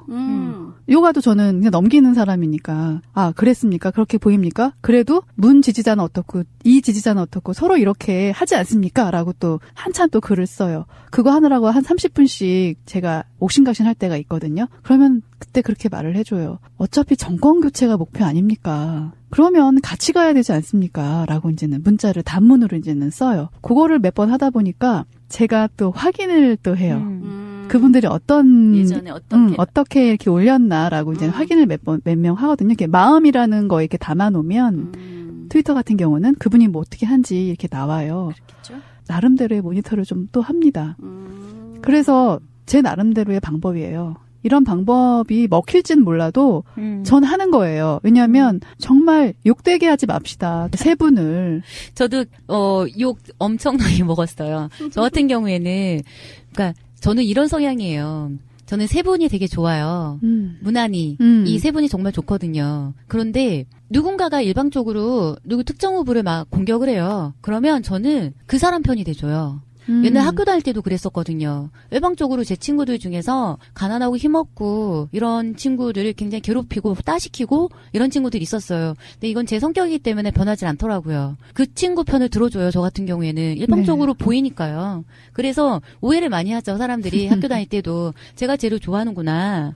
여자끼리도 그렇게 생각을 하는 거예요. 제가 쟤를 좋아하는구나. 그러니까 저까지도 이상하게 보려고 하는 거죠. 그 사람들은 얘를 이상하게 보는 것처럼 그렇죠. 저까지도 매도를 하려고 하는 거죠. 네 편 내 편 따지듯이. 기왕이면 쟤는 우리 과인 것 같고 내 편을 들어줬으면 좋겠는데 쟤는 항상 보면 따박따박 자기 어떤 잘못을 지적을 해주고 하는 게 밉살맞아 보였었던가 봐요. 그럴 수 근데 있어요. 이게 커서도 안 변하더라고요. 사람들은 그래서 오해를 해요. 제가 누군가의 지지글이나 이런 거를 올리면 물론 그분이 좋기도 하니까 올리는 걸 보고 아, 이 사람은 이 사람 지지자구나. 근데 전 그렇지 않아요. 어차피 이 사람은 후보일 뿐이고 아직까지 한 명이 되지 않았잖아요. 그렇죠. 그렇기 때문에 저한테는 동일한 점수는 똑같이 부여를 하고 있는 거거든요. 그렇죠. 그렇기 때문에 다른 사람들한테 이렇게 포지티브하게 기왕이면 보여주려고 노력을 하는데 자기하고 생각이 다르다고 정말 개쌍욕도 들었어요. 저도 그랬어요. 네. 아니 근데 참 웃기는 게 우리가 10손가락 깨물어 안 아픈 손가락이 없는 것처럼 우리 후보들 중에 싫은 사람은 없어요. 근데 그중에 더 이뻐 보이는 사람이 있는 것뿐이야. 얼마나 저는 탄핵 국면에 이렇게 접어들었을 때 얼마나 마음이 좋고 뿌듯했는지 몰라요. 우리는 이렇게 내놓을 사람들이 너무 굉장히 많아. 많구나. 맞아. 이렇게 즐겁고 이렇게 신나는데 그래서 저는 막 이렇게 다 됐구나. 막 이런 생각을 했어요. 아직 탄핵 인용도 안 됐지만. 곧 내려와. 됐어. 근데 지금 지지자들끼리 막 이렇게 티격태격 하는 게 너무 안쓰러운 거죠. 아니야. 지지 아니라니까. 그냥 정원이야. 작업 세력 그쵸. 그래, 정원이야. 네. 저희는 그렇게 봐요. 중간에 그렇게 분탕질을 하는 분들을 작업 세력으로 봅니다. 그럼 그건 정원이라니까. 아니 그렇잖아. 아니 내가 안희정 지사님을 훨씬 좋아한다 그래서 내가 이재명 시장님 싫어해? 아니야. 아, 커밍아웃 하시나요? 아니요. 다 좋아해요. 나는 박원순 시장님이 그만둔 것도 너무 속상해. 나 속상해 죽겠어. 우리 원순 씨가 왜 그만두셨을까? 박원순 시장님 때문에 우리가 세월호 집회도 이렇게 그럼요. 여태까지 이렇게 싸울 수 있었던 거잖아요. 또 다른 저희들하고. 모습으로 훌륭하게 또 다른 모습으로 또 계실 거예요. 생각하면 어떻게 보면 저는 솔직히는 원순 씨가 다음에 서울시장 한 번 더 해도 괜찮다고 생각해요. Me too. 그럼 아니 뭐 그러다 더 높은 데 가서 국무총리 하셔도 되고. 네. 오, 그렇네요. 그럼. 늙어간다는 건 초조함도 있고 피곤해, 짜증도 있어요. 그렇지 않나요? 삶이란 시간과 함께 가는 거라고 생각합니다. 그 속에서 조금씩 성숙해지기도 하고 아름다움도 가꾸고 그게 우리 모습 아닐까요? 비교하는 삶은 있잖아요. 그건 별로 옳지 않다고 생각을 해요. 내게 주어진 환경, 나한테 맡겨진 어떤 소명이랄까요? 소박한 거.